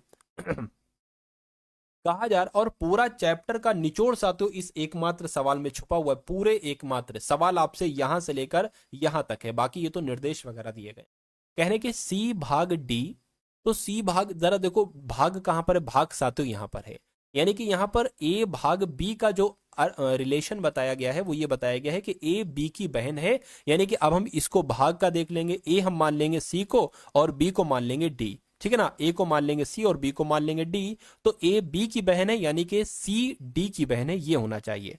तो जब यहां पर साथियों सी डी की बहन है तो ये हो गई, देखिए साथियों सी जो है ना ये डी की बहन हो गई, तो बहन है ये तो माइनस बना दिया हमने। उसके बाद एट द रेट है, तो एट द रेट देखिए कहां पर है, यहां पर है, यानी कि ए बी का पुत्र है, तो मैं कहूंगा डी बी ई का पुत्र है। क्या डी जो है ना ये ई का पुत्र है, तो जो डी हो गया ना डी साथियों ये ई का पुत्र हो गया, यानी कि ई का पुत्र कौन हो गया साथियों, ई का पुत्र डी हो गया, ये पुरुष है तो साथियों पुत्र है तो पुरुष होगा, ठीक है, कोई दिक्कत नहीं है। उसके बाद अगर बात करें अब इसको देख लीजिए ई गुणा एफ, तो गुणा कहां पर है, गुणा साथियों यहां पर है, तो ए बी का पति है यानी कि ई एफ का पति है, यानी कि जो ई है ना ई ये साथियों एफ का पति है, ठीक है, ये एफ का पति है, ये माइनस हो गई, ये प्लस हो गई, ये पत्नी हो गई, ये पति हो गए। उसके बाद क्या कहा जा रहा है कि एफ माइनस जी, माइनस कहां पर है, माइनस यहां पर है, तो ए बी की माता है यानी कि एफ जी की माता है, यानी कि एफ जो है ना ये जी की माता है, ठीक है। तो ये दोनों तो आपस में पति पत्नी हो गए और ये उनके बच्चे हो गए, डी जी सी, ये क्या हो गए, ये उनके बच्चे हो गए। तो सवाल में पूछा गया है कि सी जी से किस प्रकार संबंधित है, यानी कि जी क्या कहेगी सी को, तो जी क्या कहेगी सी को, जी अरे भाई देखिए ये तो बहन है, ठीक है, और ये कुछ भी हो नहीं पता ना, कुछ भी हो तो ये क्या कहेगी, ये बहन ही तो कहेगी इसको, जी सी को क्या कहेगी, बहन ही तो कहेगी। तो मैं कहूंगा बहन कहां पर लिखा हुआ है, बहन ऑप्शन नंबर बी में लिखा हुआ है, तो ये आपका साथियों बिल्कुल करेक्ट आंसर हो जाता है भाई, बहुत बढ़िया, वेरी गुड क्लास। साथियों क्लास को लाइक करते रहिए, जिन्होंने भी क्लास को लाइक नहीं किया है साथियों वीडियो को आप लोग एक बार लाइक कर दीजिए। चैनल पर नए हैं तो चैनल को साथियों तुरंत आप लोग यहां पर सब्सक्राइब कर दीजिए, मुझे बहुत अच्छा लगेगा। देखिए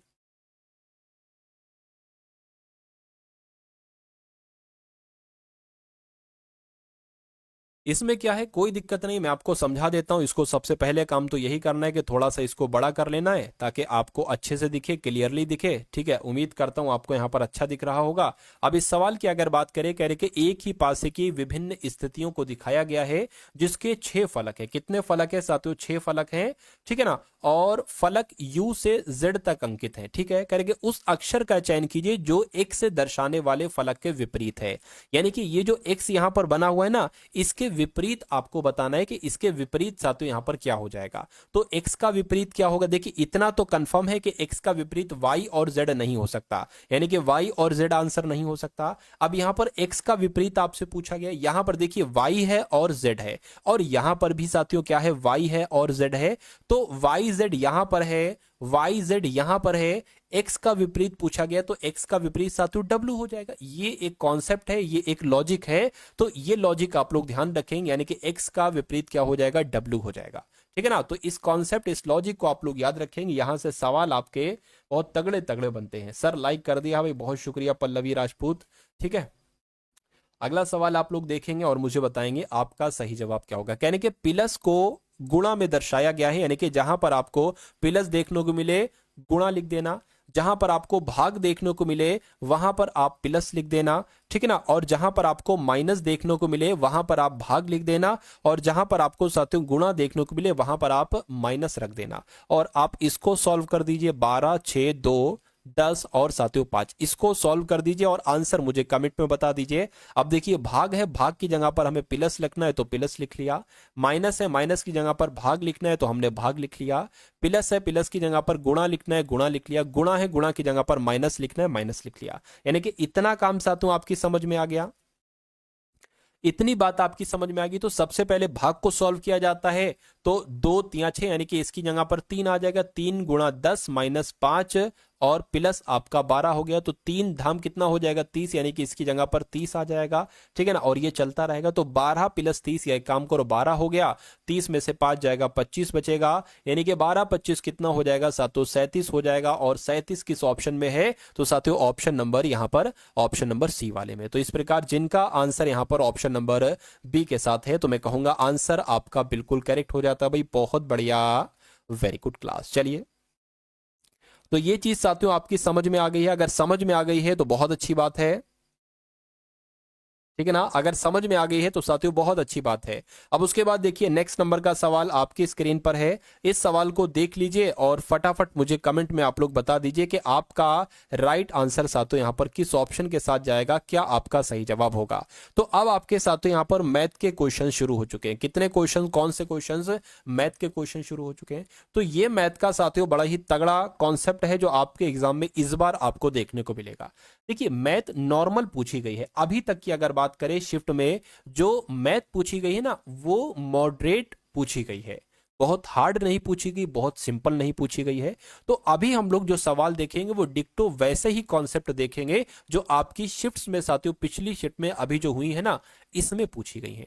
तो अगर आपका अब पेपर है तो इन मैथ के क्वेश्चंस को अच्छे तरीके से देखिएगा। बहुत अधिक क्वेश्चंस नहीं है, जितने क्वेश्चंस मुझे मिल पाए हैं उतने क्वेश्चंस मैं आपको करवा रहा हूं। देखिए कहने के ब्याज की धनराशि को आंद्रे, बतिस्ता, सीना के बीच बांटा जाता है। ये 3 लोग हैं, आंद्रे, बतिस्ता, सीना, और इस धनराशि को ऐसे नहीं बांटा जाता है 1 अनुपात अनुपात अनुपात 3, नहीं, ऐसे बांटा जाता है, कठिन कर दिया थोड़ा। देखिए 1/3, 2/5, 3/8 के अनुपात में बांटा जाता है। यदि बतिस्ता और सीना की हिस्सेदारी के बीच का अंतर 1572 है तो ब्याज की कुल धनराशि कितनी होगी। देखिए सबसे पहला आपका काम तो यह बनता है कि अगर धनराशि ऐसे नहीं है 1:2:3, तो इसको इस टाइप में करिए। और ये करने का तरीका मैं आपको बता देता हूं। अगर अनुपात ऐसे है, इस टाइप से, कठिन टाइप से है, तो इसको साथियों कैसे, इसको आप x अनुपात y अनुपात z में कैसे बदल सकते हैं। जो नीचे वाले नंबर हैं इनका एलसीएम आपको निकालना होता है, यानी कि 3 5 8 का जब आप एलसीएम निकालोगे तो ये 3 से कटेगा, ठीक है, 5 8 आ गया, ये 5 से कटेगा, ठीक है, ये 8 आ गया, ये 8 से कटेगा, ठीक है ना, तो 3 पंजे 15 हो जाएगा, 15 अट्ठे कितना हो जाएगा, 120 हो जाएगा। तो मैं कहूंगा एलसीएम कितना आ गया साथियों, एलसीएम 120 आ गया। अब इस 120 को इसमें गुणा कर दीजिए सभी में, इसमें भी, इसमें भी और इसमें भी। क्यों? क्योंकि हमें इस अनुपात में लाना है। अब देखिए इसको अगर करिए, 3 चौक 12 हो गया, 0 लग गया, 5 दूना 10, 5 चौक 20 हो गया, 8 एकम 8 और साथियों 8 पंजे 40 हो गया, यही आएगा ना, ठीक है। तो 40 एकम 40 ये निकल आएगा आपका क्या, एक सेकेंड यहां पर मैं बता देता हूं आपको। हाँ, अब हम लोग निकाल लेते x अनुपात y अनुपात z निकाल रहे थे ना, तो 40 एकम 40 ये आपका x निकल आया, 24 दूना 48 ये आपका y निकल आया, और 15 तिया 45 ये आपका सातु z निकल आया। तो अगर देखिए नॉर्मली आपसे ये भी पूछा जा सकता था कि ब्याज की धनराशि आंद्रे, ठीक है ना, आंद्रे बतिस्ता सीना के बीच जो है ना 40 अनुपात 48 अनुपात 45 में बांटी जाती है, और फिर ऐसा ऐसा आपके सामने दे दिया जाता। तो कुल मिला के ये चीज आप सीखे ना, क्योंकि ये चीज बहुत इंपॉर्टेंट है कि इस अनुपात से अगर आप ऐसे अनुपात निकालेंगे तो कैसे निकालेंगे। अब सवाल बहुत आसान आपके लिए हो गया, ये हो गई आंध्रा का अनुपात 40, ये हो गया बतिस्ता का अनुपात 48, ये हो गया सीना का अनुपात 45। तो कहने कि यदि बतिस्ता का और सीना की हिस्सेदारी का अंतर, बतिस्ता कहाँ है, बतिस्ता ये है और सीना ये है, यानी कि बतिस्ता और ये इनका अंतर जो है ना, इनका अंतर कितना दे रखा है, 1572 दे रखा है, लेकिन इनका अंतर तो सिर्फ 3 है, तो 3x बराबर क्या हो जाएगा, 1572 हो जाएगा। x की अगर बात करें, x कितना हो जाएगा, तो ये 3 नीचे आ जाएगा, इसको कट करेंगे, 3 पंजे 15 हो गया, 3 दूना 6 हो गया, 3 चौक 12 हो गया, ये क्या निकल आया, ये सातों x निकल आया। तो यहां तक आपकी समझ में आ गया। अगर यहां तक साथियों आपकी समझ में आ गया है तो बहुत अच्छी बात है, और आगे समझना अब कोई बहुत बड़ी बात नहीं है, ठीक है ना। तो कह रहे तो ब्याज की कुल धनराशि बताइए। भैया ब्याज की कुल धनराशि तो कितनी है, ब्याज की कुल धनराशि तो इतनी है, ठीक है। तो जब x बराबर साथियों कितना है, 524 है, तो ब्याज की कुल धनराशि जोड़ दो, ब्याज की कुल धनराशि ये 40 है, 48 है, 45 है, इसको प्लस कर दीजिए आप, कोई दिक्कत नहीं है। इसको प्लस करेंगे तो साथियों 8 5 13 आ जाएगा, और साथियों ये 12 और 1 13, यानी कि 133 आ जाएगा। तो मेरे हिसाब से 133 की गुणा आपको 524 से कराना है, ये आपकी कुल धनराशि हो जाएगी, ये आपकी कुल धनराशि हो जाएगी। तो मैं कैलकुलेटर का यूज कर लेता हूं, वैसे ट्रिपल मल्टीप्लीकेशन है, कोई दिक्कत आपको होना नहीं चाहिए, ठीक है। 524 से इसकी कर लेता हूं, तो 69,692 आ रहा है, क्या 69,692 आ रहा है। तो 69,692 क्या कहीं पर लिखा हुआ है, देखिए जरा, 69,692 बिल्कुल ऑप्शन नंबर डी में लिखा हुआ है। तो ये भी एक बहुत शानदार कॉन्सेप्ट है। मैथ काफी हार्ड थी सर जी, ठीक है। मैथ देखिए एग्जाम, मैथ अगर आप अच्छे से देखेंगे, ठीक है, सुकून से देखेंगे, तो हार्ड क्वेश्चन आपको थोड़े नॉर्मल टाइप के लगने लगेंगे, लेकिन मैथ को देखकर आप घबरा जाओगे तो फिर वो आपको कठिन लगेगा, ठीक है। चलिए अब उसके बाद देख लेते हैं साथियों, नेक्स्ट नंबर का सवाल आपकी स्क्रीन पर है। यहां पर अगर बात करें, यहां पर साथियों ये कॉन्सेप्ट की अगर बात करें, ये कॉन्सेप्ट आप कैसे क्लियर कर सकते हैं, ये कॉन्सेप्ट आपकी कैसे समझ में साथियों आ सकता है, एक बार मुझे देखकर बता दीजिए। तो कहने के भैया 840 मीटर की एक वृत्ताकार दौड़ है, यानी कि एक गोल सर्किल है, यहां से ये दो लोग स्टार्ट करते हैं, तो इसकी टोटल कितनी है, 840 मीटर का एक चक्कर है। तो कहने के ए और बी एक ही दिशा में एक ही समय पर एक ही बिंदु से 6 मीटर प्रति सेकंड, यानी कि ए चलता है यहीं से और बी भी यहीं से स्टार्ट करता है दौड़, लेकिन ए जो जिस चाल से चलता है वो 6 मीटर प्रति सेकंड है, और बी जिस चाल से चलता है वो 12 मीटर प्रति सेकंड है, ठीक है ना। तो ये दौड़ना शुरू करते एक ही समय में और इस चाल से। तो कह रहे कि वो अगली बार कितने समय के बाद मिलेंगे। क्या इस कॉन्सेप्ट पर आधारित नहीं पूछा जाता, क्या इस कॉन्सेप्ट पर साथियों आधारित सवाल नहीं पूछा जाता, बिल्कुल पूछा जाता है, डिक्टो यही सवाल पूछा जाता है। तो इसको आसान तरीके से आप कैसे करोगे ये मैं आपको यहां पर समझा देता हूं, ये मैं आपको यहां पर बता देता हूं, ठीक है ना। चलिए कोई दिक्कत नहीं है। पहली बात तो अगर बात करें साथियों, अगर कभी भी क्या साथियों, यहां पर पहली बात तो दूरी कितनी दी गई है, इसकी पूरी दूरी कितनी दी गई है साथियों, दूरी दी गई है आपको 840 मीटर दूरी दी गई है, ठीक है। अब अगर बात करें चाल की, अगर बात करें, देखिए अगर चाल जैसे कि मान लीजिए एक यहाँ स्टेशन है या एक यहाँ स्टेशन है, यहाँ से कोई आ रहा है 5 किलोमीटर प्रति घंटा और यहाँ से कोई आ रहा है 5 किलोमीटर प्रति घंटा, तो चाल क्या हो जाएगी साथियों, चाल जब हमें ज्ञात करना है तो 5 + 5 यानी कि 10 चाल हो जाएगी। लेकिन अगर मान लीजिए कोई इस बिंदु से जा रहा है 5 किलोमीटर प्रति घंटा की रफ्तार से और इसी बिंदु से जा रहा है 10 किलोमीटर प्रति घंटा की रफ्तार से, तो चाल क्या हो जाएगी, तो चाल हो जाएगी 5 + 10, तो चाल 15 हो जाएगी। ठीक है ना, सॉरी सॉरी, इसमें प्लस होगा, इसमें माइनस हो जाएगा, इसमें माइनस हो जाएगा।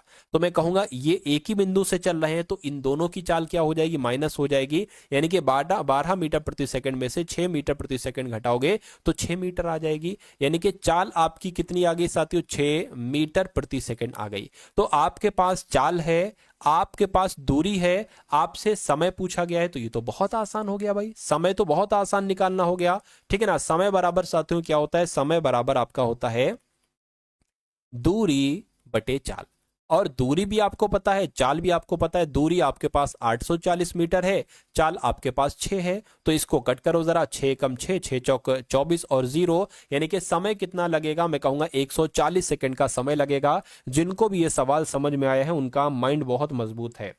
ठीक है, उनका माइंड बहुत मजबूत है। चलिए अब उसके बाद देख लेते हैं साथियों, नेक्स्ट नंबर का सवाल आपकी स्क्रीन पर है। इस सवाल को देखिए और मुझे आप लोग यहां पर बता दीजिए कि आपका राइट आंसर यहां पर किस ऑप्शन के साथ जाएगा, क्या आपका सही जवाब यहां पर हो चुका है। साथियों 1.5 घंटे से ज्यादा क्लास हो चुकी है, तो 1.5 घंटे से ज्यादा साथियों मैं आपको यहां पर पढ़ा रहा हूं। ठीक है, चलिए कह रहे कि निश्चित राशि से पहले 10% घटाया जाता है, निश्चित राशि से पहले 10% घटाया जाता है और फिर शेष राशि से 70% घटाया जाता है, तो 1188 शेष रहता है। वो राशि क्या थी, ये आपसे यहां पर कुल मिला के पूछा जा रहा है साथियों। देखिए और मुझे बताइए राइट आंसर क्या होगा। अब देखिए इस सवाल को शॉर्ट ट्रिक में आप कैसे करोगे, यानी कि अगर इस टाइप का सवाल आता है कि पहले 10% घटाया जाता है और फिर शेष राशि से इतने प्रतिशत घटाया जाता है, तो 1188 शेष रहता है, तो वो राशि बताइए। तो इस सवाल को साथियों कैसे, आप देखिए सबसे पहले तो आप ये निकालेंगे कि आखिर कुल कटौती हुई कितनी है, क्या कुल कटौती कितनी हुई है साथियों। तो एक तरीके से 10% घटाया जाता है, 10 + 70 हो गया और ये माइनस हो जाएगा और यहां पर साथियों 10 × 70 हो जाएगी। ये एक सूत्र होता है, ठीक है ना, बटे 100 हो जाएगा, वही x + y, इसको x माना इसको y माना। ठीक है, तो ये क्या हो गया, ये आपका 80 हो गया। ये माइनस आपका देखिए इस 0 से ये 0, इस 0 से ये 0 कैंसिल हो जाएगी, यहां 7 आ जाएगा। तो कुल कटौती आपकी कितनी निकली, कुल कटौती आपकी साथियों 80 में से 7 जाएगा तो 73 निकली, यानी कि 73% तो क्या हो गई, ये आपकी कुल कटौती हो गई। लेकिन शेष भाग कितना हो गया साथियों आपका, अगर शेष भाग की अगर बात करते हैं, क्या अगर साथियों शेष भाग की अगर बात करें तो ये तो 100 - 73 कितना हो जाएगा, 27 हो जाएगा, यानी कि 27% आपका शेष भाग हो जाएगा। लेकिन यहां पर साथियों शेष भाग जो दे रखा है वो 1188 दे रखा है, तो अगर 27% की वैल्यू 1188 है तो 100% की वैल्यू, क्योंकि राशि तो 100% होगी, तो साथियों कोई दिक्कत नहीं है। ठीक है ना, तो 1188 बटे 27 आ गया, 100% की वैल्यू निकालना है, 100% से गुणा कर दीजिए। अब इसको साथियों 9 से कट कर ले, 9 × 27 हो जाएगा, 9 × 9 हो जाएगा, 2 जाएगा, 9 × आपका 27 हो गया, 9 दूना 18 हो गया। ठीक है ना, 2 0 ये वाले लग गए, 3 से कट करेंगे, 3 चौक 12, 3 चौक 12, डबल 0 आ गया, यानी कि शेष राशि कितनी हो जाएगी साथियों, 4400 हो जाएगी। तो 4400 अगर आपका जवाब है तो मैं कहूंगा आपका जवाब यहां पर बिल्कुल करेक्ट है। चंदू अथेरा कह रहे हैं सर आपसे बात करनी, बताइए क्या, आपका अभी लाइव जवाब दे देंगे जो आप पूछोगे, जो आप कहोगे। अगले नंबर का सवाल है साथियों, अगले नंबर का सवाल है भी या नहीं है, चलिए बिल्कुल है, कोई दिक्कत नहीं है। हाँ, तो इस सवाल में अगर बात करें साथियों, इस सवाल में क्या कहा जा रहा है देखिए और बताइए। कहा जा रहा है कि सबसे छोटी प्राकृतिक संख्या क्या होगी जिसे 54,321 में अगर जोड़ा जाना चाहिए, मतलब 5421 में जोड़ा जाना चाहिए ताकि योग 6 से विभाजित हो जाए। चलिए इस सवाल का आप लोग जवाब बता दीजिए क्या हो सकता है। साइलेंट फोन कह रहे हैं सुषमा यादव आपका एग्जाम कब है, भाई उनसे आपको क्या मतलब, ये आपको उनसे क्या मतलब, आपका एग्जाम कब है आप इसके बारे में सोचिए ना। उनका एग्जाम कभी भी हो, ठीक है, उनकी तो हिंदी भी मजबूत है, रीजनिंग भी मजबूत है, जीके सब कुछ उनका मजबूत है, आपका क्या मजबूत है। तो आप अभी जो है वो पढ़ाई करो, अपने सारे सब्जेक्ट को मजबूत करो, ठीक है, फिर सुषमा जी क्या सभी आपके पास आ जाएंगी, समझ लीजिए।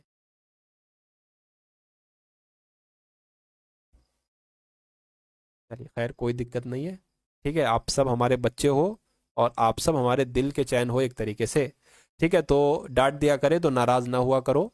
खैर अगला सवाल देखिए, सबसे छोटी प्राकृतिक संख्या क्या होगी जिसे 54,321 में अगर हम जोड़ दें तो हमारा 6 से विभाजित हो जाए। तो एक काम आप ये कर सकते हो, सबसे पहले 54,321 ये 6 से विभाजित करो। जहां पर दिक्कत आएगी, जितने नंबर की जरूरत होगी वो नंबर हम यहां पर जोड़ देंगे और वही नंबर यहां पर होगा। देखिए जरा, 6 नीम 54 पूरा पूरा कट गया। 321 है ना, 6 पंजे 30, 6 पंजे 30, अब 2 जाएगा तो ये 21 हो जाएगा, 21 हो गया ना। तो 6 तियां 18 होते हैं, 6 चौक 24 होते हैं। तो ये 21 की जगह अगर 24 होता तो ये पूरा पूरा कट जाता। तो 21 में कितना मिलाए कि 24 आ जाए? मैं कहूंगा 3 अगर मिला दीजिए तो 24 हो जाएगा। तो मैं कहूंगा यही तो चीज आपसे पूछी गई कि सबसे छोटी प्राकृतिक संख्या क्या होगी जो इतने में अगर जोड़ दी जाए तो ये 6 से विभाजित हो जाएगी। मैं कहूंगा 3 अगर आप इस नंबर में जोड़ देंगे तो 6 से पूरी तरीके से सातों विभाजित हो जाएगी। यानी कि 54,324, क्या 54,324 एक ऐसी संख्या है जो 6 से पूरी तरीके से विभाजित हो जाएगी। तो इस प्रकार जिनका भी आंसर साथियों ऑप्शन नंबर डी के साथ है, मैं कहूंगा आंसर आपका बिल्कुल करेक्ट हो जाता है भाई। बहुत बढ़िया, very good class. Sir notes चाहिए हैं, तो नोट्स आपको देखिए डिस्क्रिप्शन में, क्या MORE मोर लिखा होगा, डिस्क्रिप्शन में जाएंगे, SSC GD PDF है, वहां पर आपको 45 रुपए का पेमेंट करना होगा और वहां पर आपको एक PDF दी जाएगी। उसमें SSC GD के PYQ हैं जितनी शिफ्ट हो चुकी हैं, और साथियों SSC GD के आपको 10 एक्सपेक्टेड मॉडल पेपर दिए जाएंगे। तो ये काम साथियों आप लोग जाकर जरूर कर लीजिए, यानी कि इन सारी चीजों को आप लोग जरूर जाकर ले लीजिएगा। चलिए अब उसके बाद देख लेते हैं साथियों, नेक्स्ट नंबर का सवाल है। अब इस सवाल को देखिए और मुझे आप लोग यहाँ पर बता दीजिए कि आपका राइट आंसर यहाँ पर किस ऑप्शन के साथ जाएगा, क्या आपका सही जवाब हो सकता है, बताइए। चलिए, क्या है इस सवाल में, क्या है साथियों? कहने के पी को, यदि पी को, एक सेकेंड, कहने के पी, पाइप पी को एक टैंक को पूरी तरह भरने में 10 मिनट लगते हैं और पाइप क्यू को एक टैंक को भरने में 15 मिनट लगते हैं। यानी कि पी अगर भरता है तो 10 मिनट में भर देता है पूरे टैंक को, और क्यू अगर भरता है तो 15 मिनट में ही भर देता है पूरे टैंक को। यदि दोनों इनलेट को एक साथ खोल दिया जाए तो टैंक को पूरा करने में कितना समय लगेगा? हमें यहाँ पर दो नंबर अगर ऐसे आ जाए ना तो हमें दोनों नंबर का LCM चाहिए होता है। कल मेरा एग्जाम है चंदन कुमार, कल आपका एग्जाम है, कल कई सारे लोगों का एग्जाम है सर, कल हमारा भी एग्जाम है। चलिए, तो जिनका एग्जाम है इस क्लास को देखकर आप लोग अच्छे से खाना खा के सो जाइएगा। मैंने आपको कल भी, जिनका आज पेपर था उनके लिए बताई थी, और आप सुबह बहुत आराम से पेपर देने जाइएगा, कोई टेंशन आपको लेना नहीं है। जितनी भी माइंड में टेंशन्स हैं, अगर आपका ये टेंशन है कि भाई पेपर पता नहीं कैसा होगा, बुरा होगा, अच्छा होगा, तो सब छोड़ दीजिए ऊपर वाले के ऊपर। बस आप अपना बेस्ट दीजिए। आपको जितना आता है, जितना आपने पढ़ रखा है, वो आपसे गलत नहीं होना चाहिए। आपको पता है कि आप हिंदी में कर सकते हो 17 से 18 प्रश्न कर सकते हो। आपको पता है कि भैया आप कम से कम रीजनिंग में 15 से 16 क्वेश्चन कर सकते हो। आपको पता है कि आप मैथ में 14 क्वेश्चंस तो कर सकते हो। तो ये कितने हो गए? 17 15 कितने हो गए? 32, 32 और 4 36, 36 46 क्वेश्चन आपके ये हो गए। 46 क्वेश्चन, ये 13 14 उसमें कर दो, यानी कि अगर 60 62 क्वेश्चन आप सही कर देते हो तो मेरे हिसाब से, अगर आपकी तैयारी कम है तो 60 62 क्वेश्चन में भी साथियों आपका नाम आ जाएगा। अगर जिस स्टेट से आपने भरा है वो उसमें कट ऑफ कम जाती है तो आपका नाम आ जाएगा। ठीक है, चलिए अब अगर बात करें इनका एलसीएम कितना हो जाएगा? 150 हो जाएगा। 10 से अगर भाग देंगे कितनी बार में कटेगा? ठीक है ना, तो ये 15 बार में कटेगा। ये कितनी बार में कटेगा? ये 10 बार में कटेगा। कहने का मतलब ये है कि पी 1 घंटे में, क्या सॉरी, पी 1 मिनट में 15 लीटर पानी भरता है, ये कह लो। ठीक है, क्यू 1 मिनट में 10 लीटर पानी भरता है। और ये क्या है? ये टोटल पानी, यानी कि उस टैंक में टोटल पानी कितना है? टोटल पानी कितना है? 115 लीटर है। टोटल पानी अगर 150 लीटर है, टोटल पानी अगर 150 लीटर है, और ए 15 पानी भर रहा है, और बी क्यू, सॉरी ए नहीं बल्कि पी 15 लीटर भर रहा है 1 मिनट में, और क्यू 10 लीटर भर रहा है, तो 15 प्लस 10 यानी कि 15 प्लस 10 ये 1 मिनट में 25 लीटर भर रहे हैं। तो जब 1 मिनट में 25 लीटर पानी भरा जा रहा है तो साथियों कितने मिनट में 150 लीटर का टैंक फिल हो जाएगा? मैं कहूंगा 6 घंटे, 6 मिनट से ज्यादा नहीं लगेंगे। 6 मिनट से ज्यादा नहीं लगेंगे, तो 6 मिनट आपका यहाँ पर बिल्कुल करेक्ट आंसर हो जाता है भाई। बहुत बढ़िया, वेरी गुड क्लास। चलिए